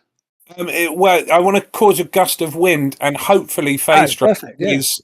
She knows the drill. She's kneeling behind him, so he trips over her. Excellent. Yeah. Okay, so all you need to do then, you've got weather control grade 1, which is summon winds. So yeah, you don't even need to make an attack roll, because this is an area effect power. Mm-hmm. So you simply use your frame to activate your action, rather, to activate your wind control, and you just summon up this huge gust of wind from nowhere, because that's what your power does. Yep. And he's so weak at this point, to be honest, that the gust of wind, if Faye Strike just crouches behind him, he basically the gust of wind trips him up. He flies off, and sure enough, he shoots into the Van de Graaff generators, which are omnipresent in obviously any Frankenstein laboratory for no apparent reason. And he kind of he flies spread eagled into this electrical apparatus, and there's a giant kind of crack of electricity, and he's framed in this kind of unearthly blue light sparking around him. He's like, and there's literally smoke coming out of all of his joints, and then he just the power drops, and he just drops to the floor and falls forward onto his face, and there's just literally wafts of smoke rising from his body, and he is down and out for sure. So there you go. So so you're in this laboratory. So meanwhile, Sherlock Holmes he's obviously recognised that this is not his area of expertise, and has sensibly removed himself to one side. So he kind of dusts himself off, and he says, "Well, I must say, you're very impressive. You really must consider joining my Baker Street irregulars. I can only imagine how much crime we could clear from the streets of London with your abilities. But never mind, we are here for another purpose. Are any of you able to get us through this door?" And the short answer is yes. Yeah. So I mean, both. I'll shoulder barge it if you like. Yeah, you can do that. Easily done. You just slam into the door, and it flies off the hinges, and you're out in the corridor. Right, so you're out in the corridor now. There's no sign of Frankenstein, or Dr. Frankenstein, I should say. Let me just get my bearings on where you are. So I'm going to go back to the map. We've got the map here. So you are obviously. So I'm going to just move you off here, because again, it's a bit. The map's not really to scale, but just so give you a vague idea of where you are. So I can never get this double tap thing to work. Come on, you bugger. Why are you not double tapping? There we go. So that's you've come out into the corridor here. So as you can see, you've got ahead of you, there's a short corridor, and then down to the right, this area down here. Again, I can't get I don't know, it must be something to do with my touchpad. I don't know why it's not playing ball. Anyway, you can see on the map where it says down, Steve. Beg your pardon? What happens if you hold your finger down rather than tapping? Yeah, it's not doing it. It's my touchpad's acting. Anyway, you can see on the map you got 18 and 19. They're the two labs that you entered before. Yep. So you got 18 and 19. Hold on a minute. Am I right there? No, am I not? Actually, no. I'm 18 and 19 are these. I stand corrected. Room number 15. There you go. Room number 15 is was the microbiology laboratory that you entered. Right. And room number 16 is the electronics laboratory. Now, I'll just remind you. So your mission here is, again, Holmes is looking for the kidnapped scientists, whereas your mission is to locate this computer from the future. Yeah. Now, you haven't seen any sign of it yet. However, he clearly only showed you certain of the rooms. So it's really up. You can tell me where you want to go, and I will tell you what you discover. So at the moment, you've probably got a minute, or you've probably got a couple of minutes before any of the guards come. Because I mean, obviously, you've made quite a noise with the whole dropping Frankenstein's monster into the generator thing. So you can only assume that it made a big amount of noise, but you've certainly got you've certainly got a couple of minutes for you to act before you'll need to worry about anybody else coming after you. So I think we should smash all their technology out. Yeah, cool. Wow. Because I don't okay. think they should have it. Because that robots from the future's giving them all the tips. Yeah, it's true enough. Yes. I mean, if I had a couple of grenades, I'd just throw grenades in all the rooms, but we're going to have to do it the hard way. Or the fun way, depending on how you look at it. The fun way. Let's go for it. Okay. Right, so room number 15 on the map now this one is interesting because this is the microbiology laboratory. So I'm not sure whether you particularly want to be smashing that up, given that there are people working in there behind presumably with harmful Are there chemicals. are there any like candles or oil lamps, or is this like place fully kitted out with electric lighting? It's fully kitted out with electric lighting. The lights are kind of primitive, but there's clearly electric. Yeah, it's clearly electric light. Okay. So I don't know. Maybe I don't know. Well, so room 15 is the microbiology lab. So that was the one with the sort of glass inner room, and there was people working in there. So it's how would you like to? Would you like to do anything with that room, or do you want to? Because say room number 16 on the map. I mean, so when we were in the other house, yeah, I took some of the TNT. Ooh. So could I just throw a small amount of TNT into the room and just blow the room up? Yeah, you could do that. All right, I'll just do that. I don't mind if there's laboratory scientists in there. We'll just get on with it. Okay. They've made their choice. Yeah, you can do that. Fine. Any objections before I start blowing up rooms, guys? Not at all. Do we not want to locate people before we? Holmes needs his scientist, and we want. That's true. We don't necessarily know what's. We were in that room already, right? So we know the scientist isn't in that room. We don't know what's above. It's not those scientists that we want.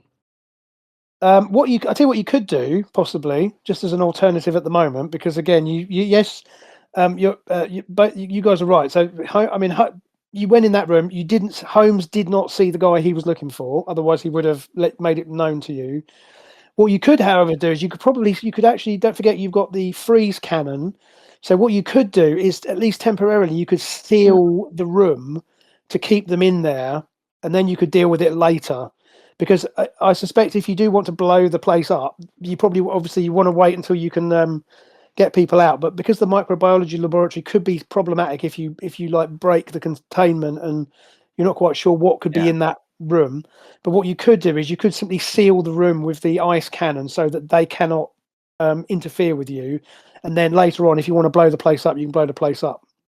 So whereas the electronics lab, is simply its equipment, so you can go in there and you can happily smash that up without too much trouble. As I say, this room might be a little bit more tricky just because of the fact that there are potentially hazardous chemicals and nasty diseases and so on that they could be working on. So just as a thought, certainly fire would probably be a good way to if you burn the place down, then that will pretty much take care of that. But again, you may not want to set fire to the place while you're still trying to find people. All right. Well, I guess before I start blowing it up, let's just lock them in. So you can just run your ice cannon over the door easily. And basically you put it behind a thick layer of ice. So if anyone tries to get out or get into that room, certainly for the next few hours, they're not going to be able to do so because you've sealed it shut. And then that means you can then continue about the building without too much harassment. They're trapped in 15, yeah? So 15 is sealed. Yeah, it is to all intents and purposes, it is sealed. And the only way they're getting anyone out of that is to use fire to melt the ice. But again, they're going to have other things to worry about, I would suspect. What's next to 15? Is that 6B? So, It's a yeah, 6A 6B. room, right? So what 6B is? 6B is the room that you saw the guy come out of that had the machine gun nest in it. Okay. So you remember we said that there was people covering the courtyard. Oh, So God. you know that room has got at least one guard in it. Yeah. So I guess one of you will probably need to deal with him. So you can decide between yourselves how you want to deal with him. Have you? Are you in your speedster mode Yeah, now, I am. or did you just throw the water at the dude? No. I beefed up beforehand. Maybe you should just like nip in and knock these guys out, or something before they can react. Because they Yeah, got happy machine to do gun, that. like a Yeah, heavy fine. machine gun. Pop in, knock them out. Or Fine. you So can you freeze out the machine gun at the same time. True. Yeah, what you do is so you basically you open the door, you zip in there. They have no chance to. I'm not going to get you to roll for it because they have no chance to. They had no chance to react. You just run in at super speed. A swift tap with the cricket bat will dispatch them into the land of Nod for the foreseeable. And you can do what you want to do with the machine gun, but you can probably just trash it. I guess it looks like an old Gatling gun. I'm sure there's a part or two I could just remove from it and stop it working. Yeah, or to be honest, you just whack it with your cricket bat. That'll probably do the job because they were pretty fragile. Cool. So you just kind of you go in there. So you guys outside just hear him sort of, and there's like a whack whack and another whack comes out. Goes right, that's dealt with. And looking inside, these guys are laid out, and the machine gun is in bits on the floor without any trouble. Wicked. So where would you like to go next? You've got 16, 17, 19, 18. 16 is the electronics laboratory. And then you don't know what is in 17 or 18 or 19. So those three rooms, you don't know what's in there. Shall we do the rooms we don't know about? Yep. Yeah. Yeah, start with 19 maybe. Okay, so you go to room 19. So again, because you're in this wing of the castle, so room 19. So you open the door and there is basically, it seems to be a dormitory room. It's essentially a bunk room. There's nobody in it.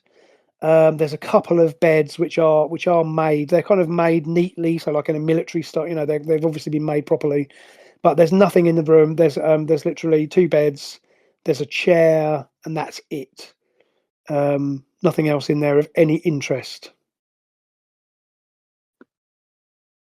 Okay. So where would you like to go next? We do 18. Yeah, 18 and then across to 17. Yeah. Right. So you go to who's going to go in the room first? Because obviously it's just a normal door, so you have to go in one at a time. Who wants to go in first? I'll Happy to go go in first. Oh, go on then, Captain Sonar. Okay, so Captain Sonar, you open the door, and inside as you open the door, you hear the kind of whining of what sounds like a radio transmitter, and the chatter of a cipher machine. And as you open the door, two men are sitting there's a desk with a transmitter that is identical to the one that you saw in the Illuminati building in Vienna. And they sort of look around in confusion as you walk in. And one of them stands and reaches for a sidearm. So what would you like to do? I'm not getting you to roll for initiative for any of these because these are... How far away is he?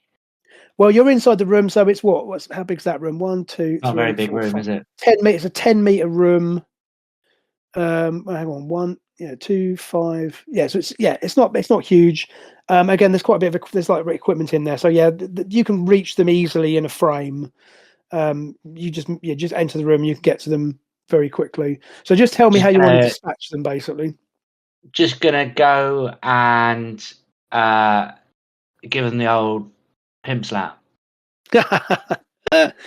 Perfect. Again, I'm not going to get you to roll for that because these are just NPCs. They're and any damage that you inflict on them is enough. So you just Hold you it go back in. because I don't want to take the head off with a fist amplifier. No, perfect. So I mean, and you're skilled enough with it to know what you can do and what you can get away with.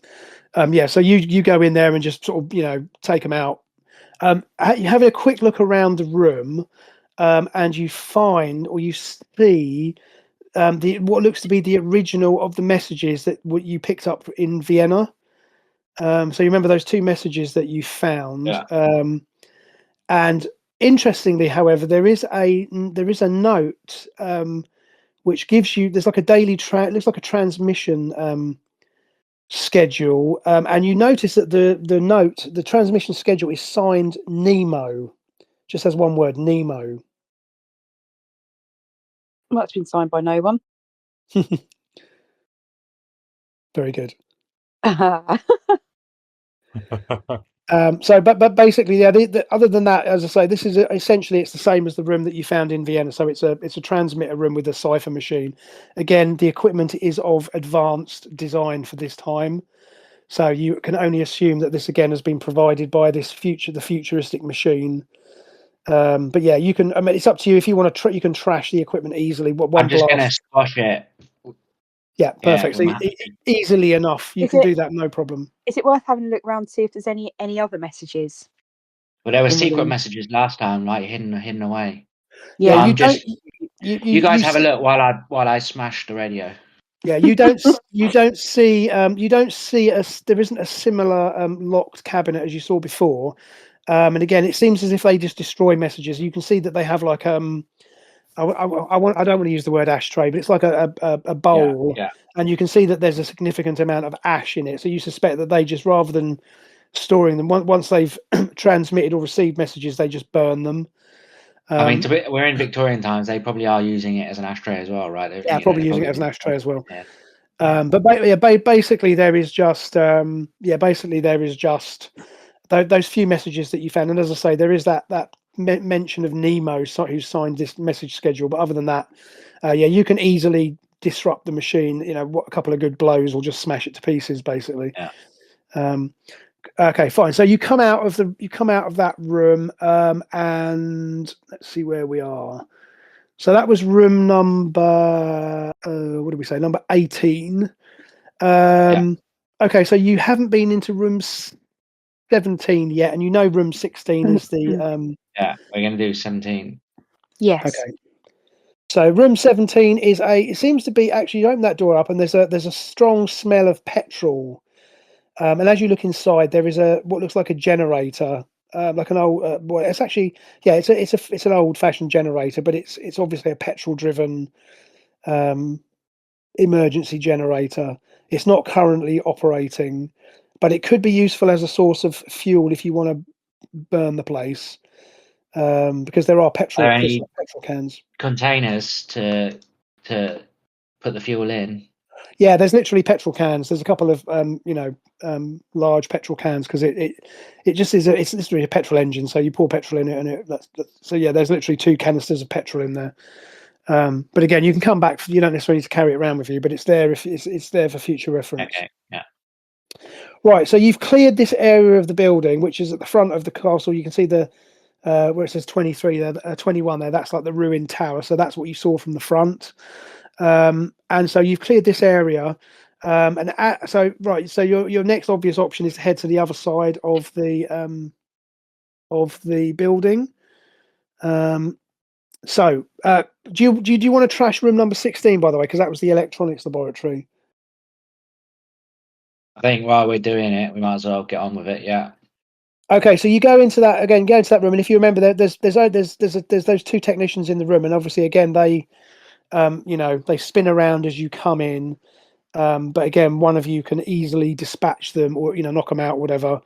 Again, I don't see any point in getting you to roll for that, because they can't really oppose you. So you can sort of knock them out, and you just can easily, again, just would take you a minute just to trash the room, but with your various powers, cricket bat plus ultrasonic weapons plus claws equals trashed electronics laboratory in a very short order. Mm-hmm. So, yep. Okay, cool. So you deal with that. You come back out into the room, and as you're walking up the passageway, head to the other side of the building. 2 armed guards come around the corner. So you guys are down here. Again, the map's not really to scale, but you're sort of heading up this way. And then if I just open up my little thingy here, bear with me.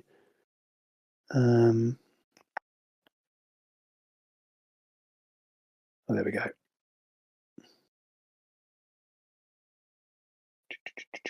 Get rid of that. And right. So essentially, two guards come running around the corner in response to the noise from the laboratory. They're both carrying machine pistols.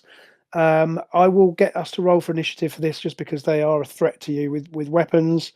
So I go first. I get a 4. Would one of you like to roll for me? Oh, a 2. Got 2. Okay, Sorry, guys. so I wouldn't worry too much. Okay, so they I think they get 1 frame. Yeah, they get 1 frame in advance. Now they only have 2 frames to use anyway. So they're basically going to both have a shot at you. So I will randomly determine. So I'm going to, if I line you guys up in order. I mean, do you want to tell me which order you were going in, or shall I just randomize it? You just randomise it if you want. Cool. Okay, so we'll do it that way. Hang on, make Holmes a little bit smaller. There we go. Okay, so I'm going to say, so guy number 1, this guy here, he is going to take a shot. He is going to go for. So he's going to go for hide, probably just because you're the biggest target. Yep. Okay, so he has got a weapon class 1. Your defense class, I believe, is 6. So he has got weapon class 1 versus DC 6. He needs to get a minimum of 11 to even have a chance. No chance. So he shoots at you. It goes wide. Hits the wall behind you. This guy is going to go for phase strike. So his gun jams. Let's just roll for it randomly, because I like rolling on the critical miss table. Because let's see what we get as a randomization. No, that doesn't really make any sense. His gun jams, so he swings the gun up at you and sort of exclaims. And he looks down the barrel of it while trying to make it work. That would be helpful. What's that? If he looks down the barrel of it while trying to unjam it, that would be helpful. He basically points the gun at you, and he kind of click, click, click. Now, bearing in mind these weapons at this point, these are quite new, so that also means they're quite unreliable. But anyway, so they've both taken their actions. Right, it's over to you guys. So Captain Sonar, you get to act first because of your dexterity. So what would you like to do? Just for fun, I'll freeze one of them up to the neck. Perfect. Like Okay. Ankle to neck. Okay, so I'm going to get you. Yeah, that's fine. You. Yeah, so he's completely encased in ice up to the neck. And then the other one, Jason, just frees his head. Yeah. Do you shout that out? Because if you haven't noticed, the time travel seems to have made me quite violent. so Hyde shouts that out, and I just tweak the gun over to the other guy, and he becomes a head popsicle. Fine. Okay, fine. So they're both immobilized, and that's fine. So you've dealt with them. That was exactly right. So we'll get rid of them. Cool. Okay, so you come around the corner here.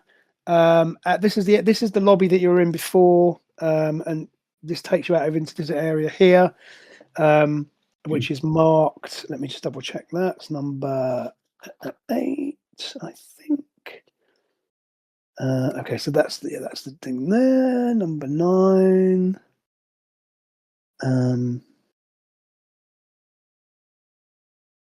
Okay. Oh yeah, that was the guard. That's the sort of that's sort of there's like a guard. Okay, all right. So this room number 9, you haven't been into before. So room number 9. Who wants to go and check that one out? I will. Yep. Right, Face Strike. You kind of open the door, and the door inside. So the first thing you notice is there's more garlic around the doorway, and there is a okay. There is a as you open the door. There is a single guard inside, and he turns at the sound of the door opening. Can he be played by Reece Shearsmith? It certainly can be. Why not? Inside number 9. I love a bit of Reece Shearsmith. I don't know if I can do an accent for him, but he swings around looking suspiciously like Reece Shearsmith. You notice, however, he's carrying a crossbow. You take in a couple of things. So what you can see behind him is there is a large, I think it's called an arbalest, which is like a big crossbow. They used to use them. It's like a medieval weapon, and you can see that is actually pointing out of the window, presumably covering the entrance. So that's like a back door. If you can see where the crosses the moat there. Yeah. So basically, this is a doorway into the castle, but this big crossbow is basically rigged to cover that door, and you can see that there's actually wire connected to the doorway. So in other words, if anybody opens that door, then they will be getting a large crossbow bolt in the face. I feel like I don't want to take him out because he might be protecting us from something we really don't want to meet. However, yeah, he turns round to you, and he sort of instinctively brings up a weapon, which is a smaller version of it. It's just a normal crossbow. Damn it. So you're gonna get you. Let's roll for initiative just for the fun of it. So I'll do a. Okay, so you should better beat that, I think. That'd be so sure. Yeah, easy. So what would you like to do? Because you've got all of your frames that you can use then to deal with him. Well, personally, if he's pointing a bow at me, I want to point one back at him. Yeah, you can certainly do that. So you sort of. If I let go of the door, is it going to shut and block my view? No, to be fair, the crossbow thing's pointing the outer door, so you're fine. He's just guarding he's obviously just guarding the mechanism. But as you say, so actually the thing is, even if you take him out, it's not going to affect that the crossbow's still pointing at the outer door. So yeah, he's just basically there guarding it. So yeah, you swing your bow up. You can probably just shoot the thing out of his hand if that's what you want to do, or you can just Yeah. Can I say that's not a bow? This is a bow. And then do it. I'd be disappointed if you didn't, to be honest. Okay, so why don't you give me a roll? You've got a weapon class 4. I'll tell you what I need from you. All right. He has got a DC. Oh yeah, this should be easy. He's got a DC of 10. Yeah, you need to get a 4 or better. Yeah, no problem. Right, just describe to me what you do then. I'm gonna as I swing the bow off my back and load it up, I'm gonna say that's not a bow. This is a bow. I'll just pull it back and I'll aim it at his shoulder of the arm that looks like it's dominant. And I'll just shoot him in the shoulder. Perfect. So you pop an arrow into his shoulder, and he spins away from you and drops to the ground, clutching his shoulder with this arrow sticking out of it. Drops the crossbow. You notice that the crossbow has wooden. It has like a wooden bolt, which I guess is not that unusual, but it almost looks like a small wooden stake. Interestingly, so he drops that to the ground, and it sort of clatters to the floor, and he drops to the ground, clutching his arm in pain. But he's not going anywhere. Cool. Right. So you are okay. So you're in this. You're in. That was inside number 9. That one. That Yeah, inside number 9. So this is where it's exactly. See, now I get that joke. I didn't understand the Shearsmith thing, but I get it now. Inside number 9. Right. So you're in area number. You're in this reception area here, or this corridor here. So again, you haven't been into this area at all.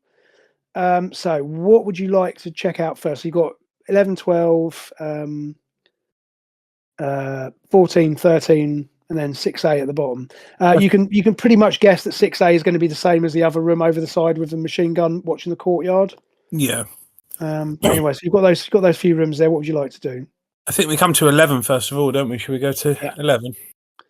Excellent. Yeah. Right. So you enter the room, and it's a shocking sight. Inside the room, bear with me. I just need to. A shocking sight or a shopping site? A shocking sight. Oh, damn. Let's have a look. Don't like those 6s. It concerns me that you're rolling. No, that's it's not good, but it's good. Basically, this room is full of what seems to be slaves or prisoners. Oh dear. They're all they're all sitting docilely, kind of around the room. So there's about 15 of them, men and women. They're all wearing.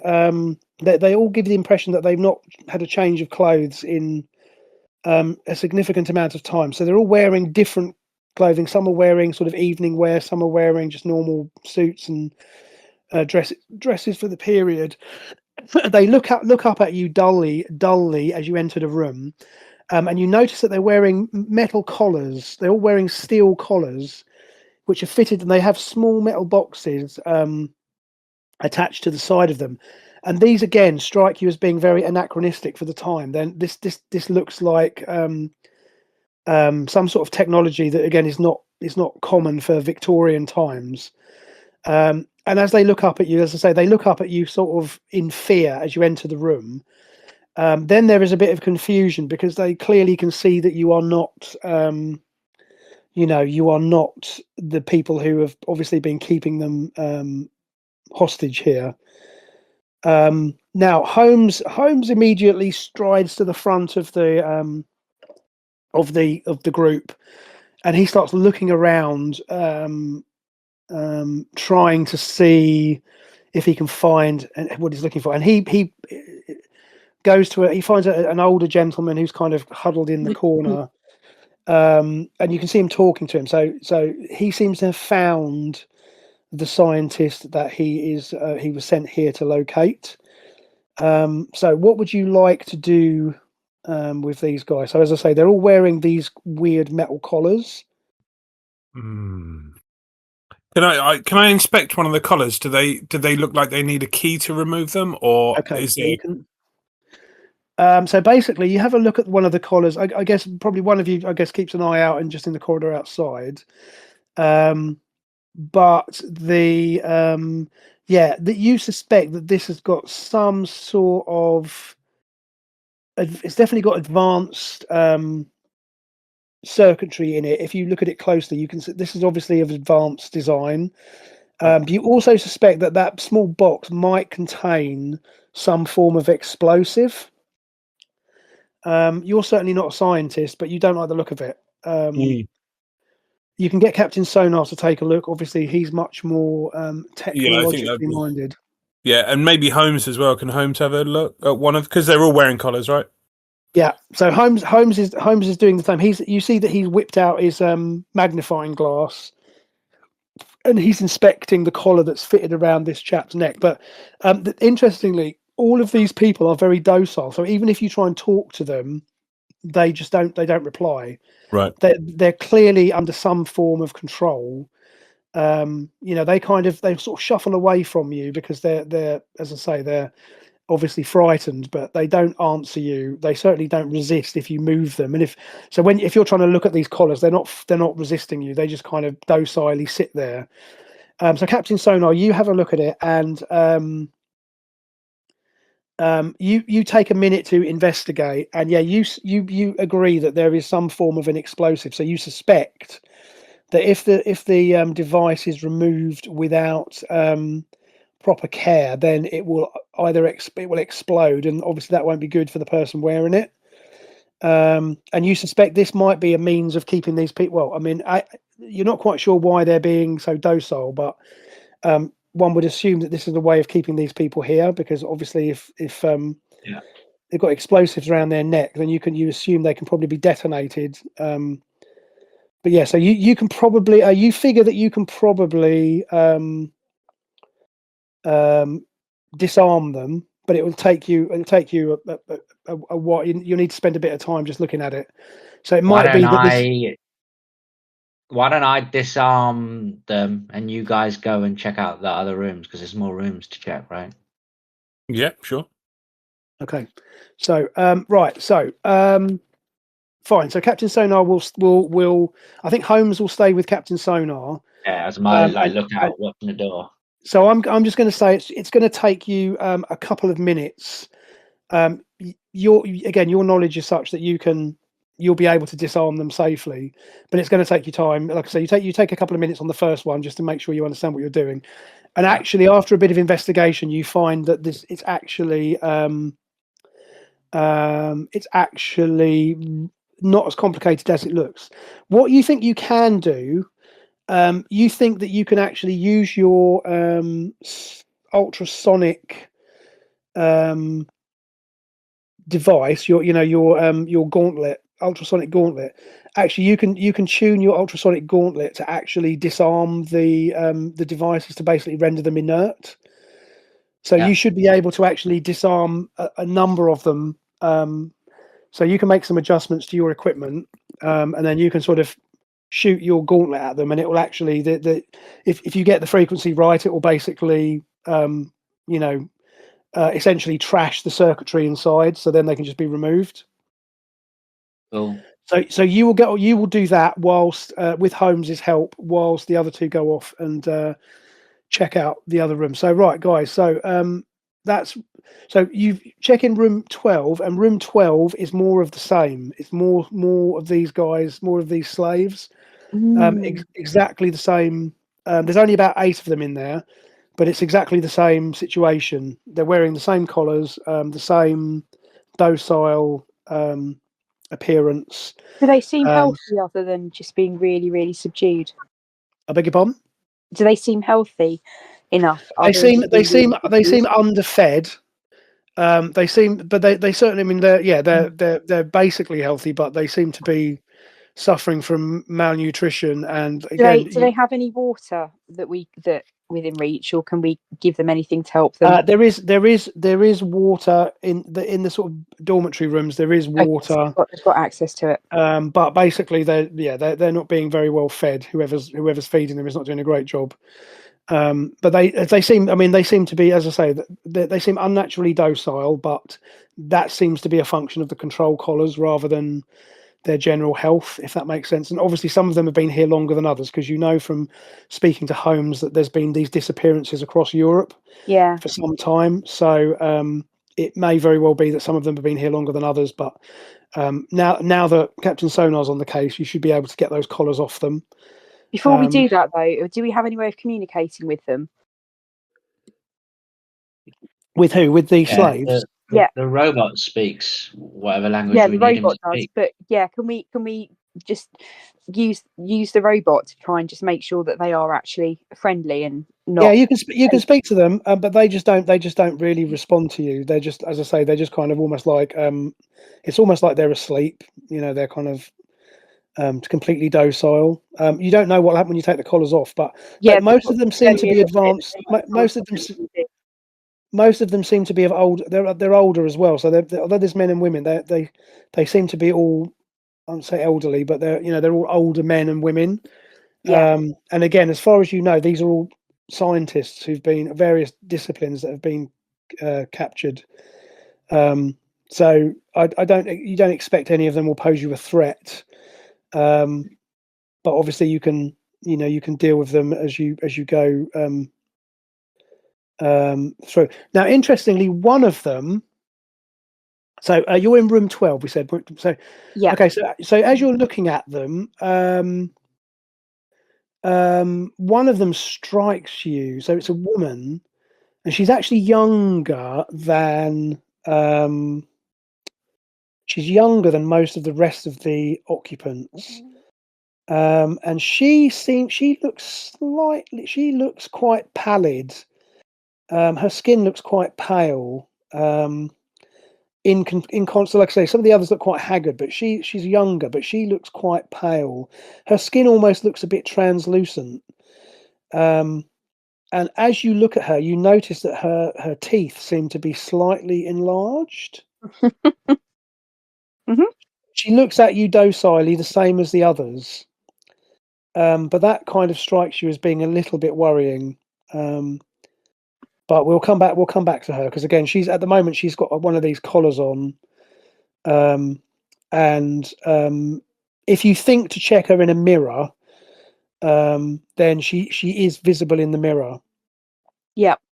But there is something about her. But again, you've got other areas to check first, but might be worth telling Captain Sonar to make. Beg your pardon? Did she react to garlic at all? Oh, okay. Do you want to try with some garlic? Right. So if you wave the garlic at her, yeah. I'm just sat there letting all these vampires loose, am I? This is what I'm concerned about. I wouldn't do that to you. Of course, I wouldn't do that to you. Well, I mean, I might do. No, she does react to the garlic, although she's, again, because she's so docile, she sort of shrinks away from it. But she shrinks away from it in a docile way. So she backs away she sort of shambles away from you. But I mean, also, if someone waved garlic at me, I might sort of back away a little bit. And if you test that on one of the other occupants, then they don't react in the same way. So they just sort of look at you kind of, stupidly. Whereas she seems to be the only one who seems to react to the garlic. But again, you can check her in a mirror, and she's visible in the mirror. So what that tells you, I don't know. But let's just leave that part. We'll park that one there for now. Okay, I don't want a meta game, so we just Okay, so room number. Where do you want to go next? So you're in room 12. Where would you like to check out next? We haven't seen 14 yet, have we? We'll check out 14. Okay, so 14. Right, so you go to 14. You open the door, and this room. It almost looks like something religious. It's a small, not that small, but it's a thin room, and you can see at one end of the room there is actually what looks like a dais or an altar, and on top of that altar there is an aluminium tetrahedron. It's clearly a model, or it's a statue. So if you sort of tap it, it's solid. It's not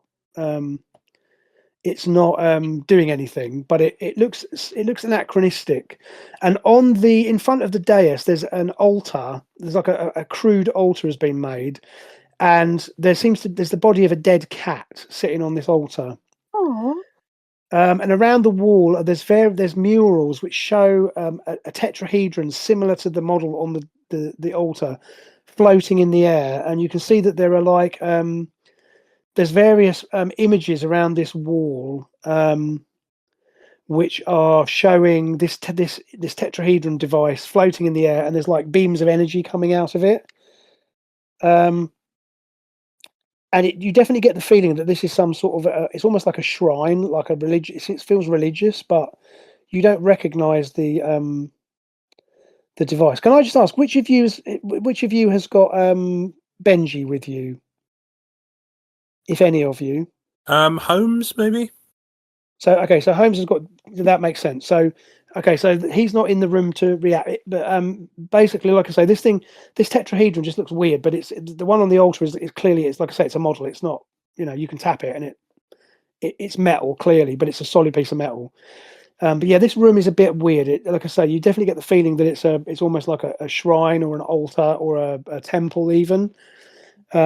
Which seems strange considering there's no religious iconography apart from this aluminium tetrahedron, which is clearly an object of worship. But other than that, there's nothing of interest in the room. It's just a room with this Do stuff you in think it. that is the robot? Am I in the room? I'm not in the room, am I? No, it's just me. I You're think. not, but you don't. I mean, certainly the images on the wall suggest that there's more. Again, that would fit. Basically, if you get Holmes to bring Benji into the room, let's assume. Yeah, because So I wouldn't. I mean, I don't know what it is, but I think I'd go and get help. Quite. From So you go and retrieve the case from, and you bring the case into the room. Benji manifests in his Victorian child image, but he sees the object, and he points and says, he says, "That is the machine. That is the machine. That is it. That is what it looks like. That is the machine." And he looks on this room. He says, "What is this place?" He says, "That is the machine. That is the machine." And he then said, "Oh," he says, "one moment." And you see these sort of scanning beam comes out of his eyes, and he runs the scanning beam over the statue. And he says, "No, but this is not the machine. This is simply a replica." But that confirms that it is. This is what the futuristic computer looks like. But again, this room is a very odd. It's an odd combination of this is like religious iconography centered around this machine. But what that tells you about what's going on here is up to you. But yes, it's certainly strange. So I don't know if do you want to do anything in this room, or do you want to trash the place, or do you want to just leave it as it is for now? Because there's no equipment or anything in this room. It's just no. I'm happy to leave it as it is. I think. Okay. Unless anyone objects. No, I'm happy. Okay, so you're going to get the next room down is room 13. So room 13 is a kitchen. You enter the kitchen, and in there is a cook. Sorry, there is well, yeah, it looks like a cook. He's wearing a vaguely white outfit, although it's pretty grubby. And he's got 3 of the slaves wearing the same collars with him, and they're all making some sort of disgusting looking gruel food, like a kind of grayish. And he looks up at you. He's not armed, and he just looks up at you, and he's like, "Who are you? What are you doing here?" Is that me? And whoever you wish, whoever goes into the room. Maybe not me then, because I'm lost. Well, if I'm there, I'll say, I was just sent to pick up the gruel to take to the prisoners. I've not seen you before, but okay. And he sort of gives one of the slaves a kick. He literally sort of turns to him and goes, "Oi, you!" And he gives one of the slaves a gentleman, gives him a kick, and he says, "Oi, you, help her with this." And he has a pot of this disgusting looking gruel with a big scoop, a spoon in it. He says, go on then. And this the slave sort of, struggles with it and shuffles towards the door carrying this. Yeah. So yeah, he doesn't. And he just turns back to his cooking. He's just like, yeah, fine, whatever. Okay, I will actually take that off to the prisoners. Right, since cool. they looked fairly hungry. Yeah. So yeah, it looks like it needs garlic. Does it? There's some garlic around the place. If only you had some garlic. Just in case. Yes. If only you had some garlic to add in. We have. Okay. Right. So he goes back to his cooking, or if you can call it cooking.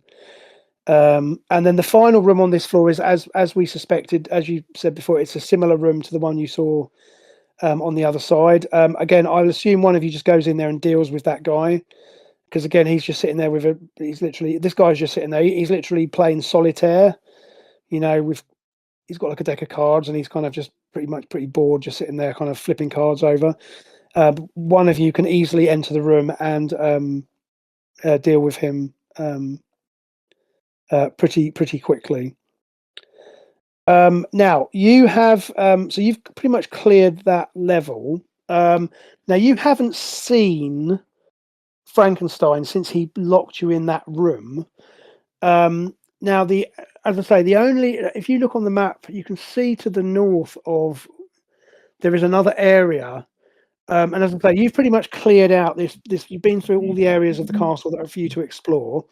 So the only clues you've really come up. So Sherlock Holmes is happy because he's now located his guy. And I'm going to assume you can go around and secure the prisoners that you've knocked unconscious. You can sort of gather them all into a room, and you can seal them in for now, whilst you're able to then free the rest of the slave. So again, Captain Sonar, now that he's figured out his he's changed the settings on his ultrasonic weapon, and he can make short use of them, and he sort of goes around those two rooms. He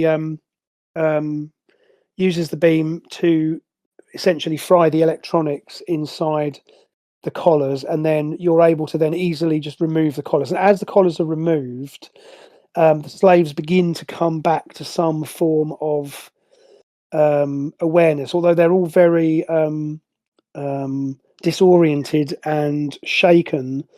They don't really remember what happened to them. They just remember that they were, they have various stories of being scooped up by armed men and brought here, but they don't really remember anything for the last however long they've been in captivity here. And so it takes you some time to get them all freed, and you can feed them. And once you've taken control of the building, obviously the cook falls into line pretty quickly, and he kind of will help you feed the prisoners and make sure they're all watered. And Holmes will offer to make arrangements, but that's all ahead. So the area left to explore is the area to the north. Now, I suggest what we'll do is we'll park that until next time, as where it's now gone 10 o'clock. So you've done a good job there of clearing out the castle, and you suspect Dr. Frankenstein has probably headed for the other building, because that you haven't seen any sign of him in the castle since he locked you in with the creature. Okay, yeah. So anybody got anything they want to add, or any questions to ask, or are we happy to leave it there? So just to clarify, we saw like a replica model of the computer thing we're looking for, right? Exactly. So Benji has confirmed that is essentially what it is. It's a tetrahedron shaped object, and it's clear that these people. So I mean, if these are the Illuminati, and again, you haven't seen any Illuminati iconography in this building, that they certainly seem to be treating. They seem to be it may be strong to use the word worshipping, but certainly there's something going on with this machine, this future machine, that they seem to be treating it as something religious, or however they're interpreting that. But that room is clearly is a temple or a shrine to that machine, and Benji confirms that is what the machine looks like, but it isn't the machine. Okay, so we still need to find the actual one. We haven't found the machine for now, at least you know what it looks like. Right. Before we leave the castle, Jason, were you going to set off any TNT? Are we happy with doing that? Let's blow it up. Let's just throw some in the middle and just walk out. Yeah, because there's like a generator with gasoline and stuff, wasn't there? So I'm sure we can. What you can do is you can obviously I guess you'll make sure that you get all of these slaves out, and I guess you'll probably just take the other guys prisoners, because again, you dealt with the guards that you came across. They're all unconscious, but you just tie them up, and I guess you'll probably drag them out as well. I guess you can retrieve the guys from the microbiology laboratory, and you tell them, your choice. You either come with us, or you're getting blown up. Up to you. And unsurprisingly, they will agree to come. They'll agree to go to be captured and removed from the building. And yes, you can then certainly set explosives. And like I say, what we'll do then is we'll follow up next time with you investigating the other building to the north. Mm-hmm. Great. So lovely. That went very well. Thank you, everyone. That was great fun. I enjoyed that. And maybe we will know more about the mystery of the garlic and all of that next time. But so I've just had a thought. Sorry, I know you want to. No, go for it. No, you're all good. In our point in time back in the 80s, yep. Does Castle Frankenstein still exist, or was it? Oh, was it blown up in the because I'm just worried that we're actually changing the past where we probably shouldn't be. We probably should be keeping a low profile, and here we are blowing stuff up with TNT. I mean, Well, that's fair. let's say that you've heard of Frankenstein, but you don't know it. You've not heard of Castle Frankenstein. Okay, cool. So there's every chance that it's probably a ruin in the depths of Romania. So I think this is supposed to happen. All right. you can also assume that maybe. Benji would probably object if you were doing anything too egregious. You know, obviously your mission here is to change the timeline, but that this is something he doesn't seem bothered about. Okay. In fact, to be fair, you can ask. Okay, you can retrieve that information from Benji because he's a database. Yeah. So yeah, you say to him. So Benji, what happens to Castle Frankenstein in our? He says, oh yeah, Castle Frankenstein's a ruin. Yeah, Such a good point, ruin. though. Oh my god. No problem. So yeah, you're on the right side of history here for sure. Okay, cool. So we have to do it, really. That's it. That's right. It'd almost be a crime not to, honestly. The Bill and Ted paradox, isn't it? Yeah, woo. Fine. So you set explosives, and then, like I say, we'll I guess you'll set a timer on them. Maybe what we'll do is we'll time it to go off in a dramatic fashion when you're exploring the next building, because it'll take you a little while to clear everybody out. Yeah. Again, no sign of Dr. Frankenstein since he left you with the creature. Okay. But we'll time it to go off in 6 weeks' time, shall we? 6 weeks' time, yeah. It may only be coincidence that a shambling creature is seen lumbering off into the forest before the castle explodes, but we'll leave that there. Fine, lovely. Thanks, everyone. Unless anyone's got any other questions, then what we'll do is I will send out a message. We'll reconvene then on the 12th of November, and then we will finish this off on that date, ready for our last session before Christmas.